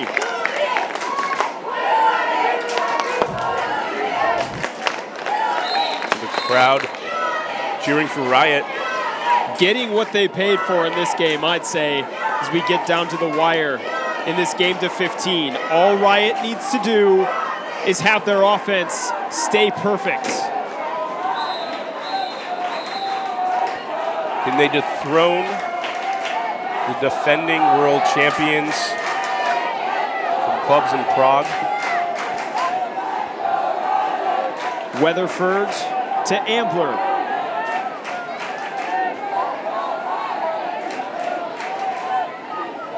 Weatherford and Ambler working with it, moving it slowly up the field.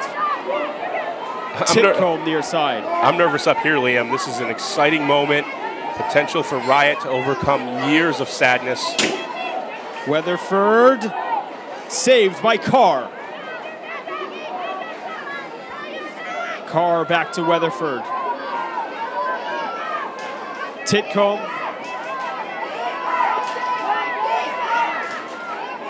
Finding Weatherford again. Riot staying conservative, playing a possession game. Titcomb into Cardenas. Fontenette with steps. Deep shot isn't there. Cardenas back to Titcomb. Swing to Weatherford. Weatherford to Ambler. Fouled but plays on.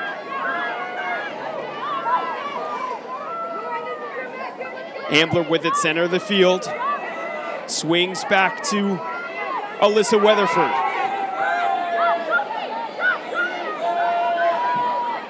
Weatherford back to Titcomb. So many throws already for Riot. Gwen Ambler with it, 2/3 of the way down the field. To Titcomb, inside break to Goodrow. Goodrow to Fontenette.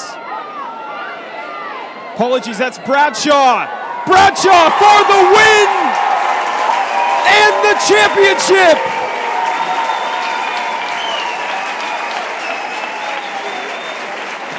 The crown now belongs to Riot. A changing of the guard. It started with scandal. Riot playing an excellent match. Taking a look at the final goal. Titcomb setting it up after all of those passes. Fury still holding their heads high. Seattle Riot's first championship since 2005 when they won the UPA Club Series. They've been playing second fiddle to San Francisco Fury for so many years. And their first world championship since 2002 in Hawaii. Just an incredible achievement. Fury's been on top for so long. And now we have 3 winners in the past 3 years in terms of major championships: Riot, Scandal, and Fury. It sets us up for a great USA Ultimate National Championship game. Once again, whoever gets there, the depth of the women's division is here to stay. Fury is no longer the team you just write automatically in that box for the pick'ems. You have to think about whether or not Riot, Scandal can get it done. It's a great day here in the women's division to see just this showcase of a game. The offensive talent, the pressure that they all faced. You can't say enough about both teams. Rachel Bradshaw is not likely to forget that goal, the former University of Washington Element player. That's been a source of many players for Riot throughout the years. And Riot has been a team on the rise. The return of 3 of their players out with ACL injuries. 2 of those players were so key for them in this game on the offensive line. The leaders of this team, Alyssa Weatherford and Rory Titcomb, with the patience on that last point to work it all the way down the field. 20-25 passes, not rushing any throws, as we'll go into the huddle for Riot.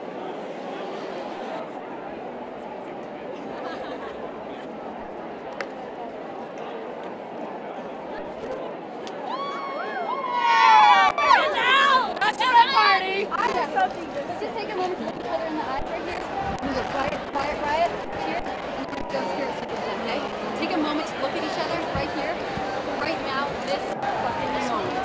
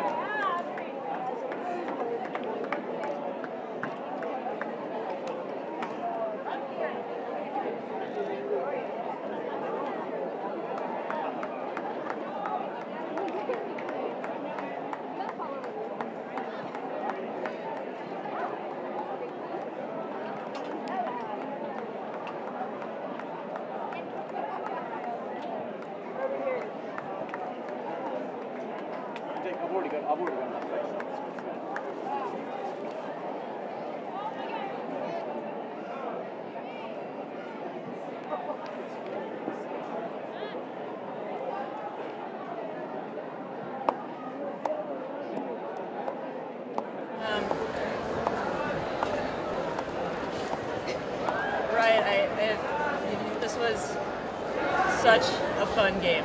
You know, I think, you know, the moments in the end clarify things, but the moments that I remember are the moments when we're on the sidelines and we're each going up to each other and congratulating each other on the plays that were happening.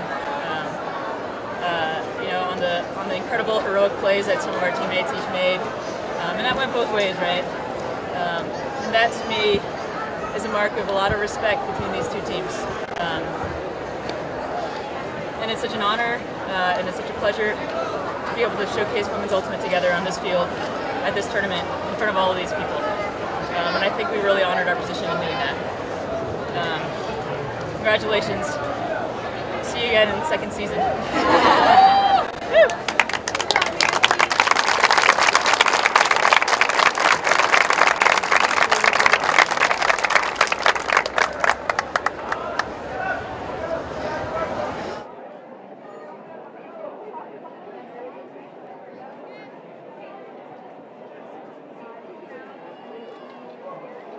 That everyone in this circle has been working hard for the last 5-6 months, maybe even since the last season ended, working up for this game, knowing that it was going to really test our limits. And I think that we demonstrated, both sides demonstrated that we had to push beyond our limits. Somebody was going to have to push beyond limits to win this game. And it's a pleasure to be pushed by you guys. When I'm running track workouts, I think about the people in this circle that are going to be guarding me. When I'm in the gym, I think about how I need to be stronger because of the opponents that I'm going to face. So I really appreciate you guys being that motivating factor for me and for us. I want to echo what Nancy said about being really proud to be able to step on the field here. It's amazing to have 2 American teams step into this finals arena with a phenomenal crowd, and for us to give them a game that they are going to remember, that we are going to remember. Because nobody was giving anything up easy. There were bids all over the place. People really had to step into their throws. It was just phenomenal.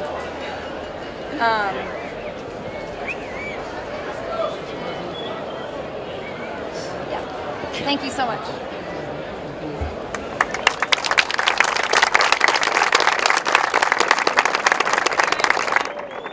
What are we doing?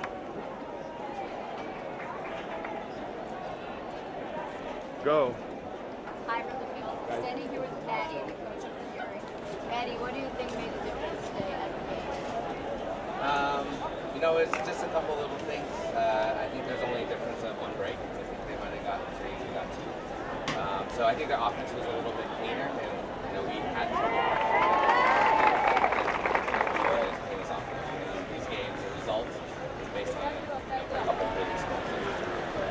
How are you satisfied with the overall performance of the team at this tournament? I'm really happy. I'm actually, you know, I told the team that, you know, when we got to 16-16, for me and my book, that's a win. You know, having coached for a long time, you know, the final outcome is often what we pay attention to. But I'm happy how we played the whole tournament, and I'm actually, you know, happy that how we played the game.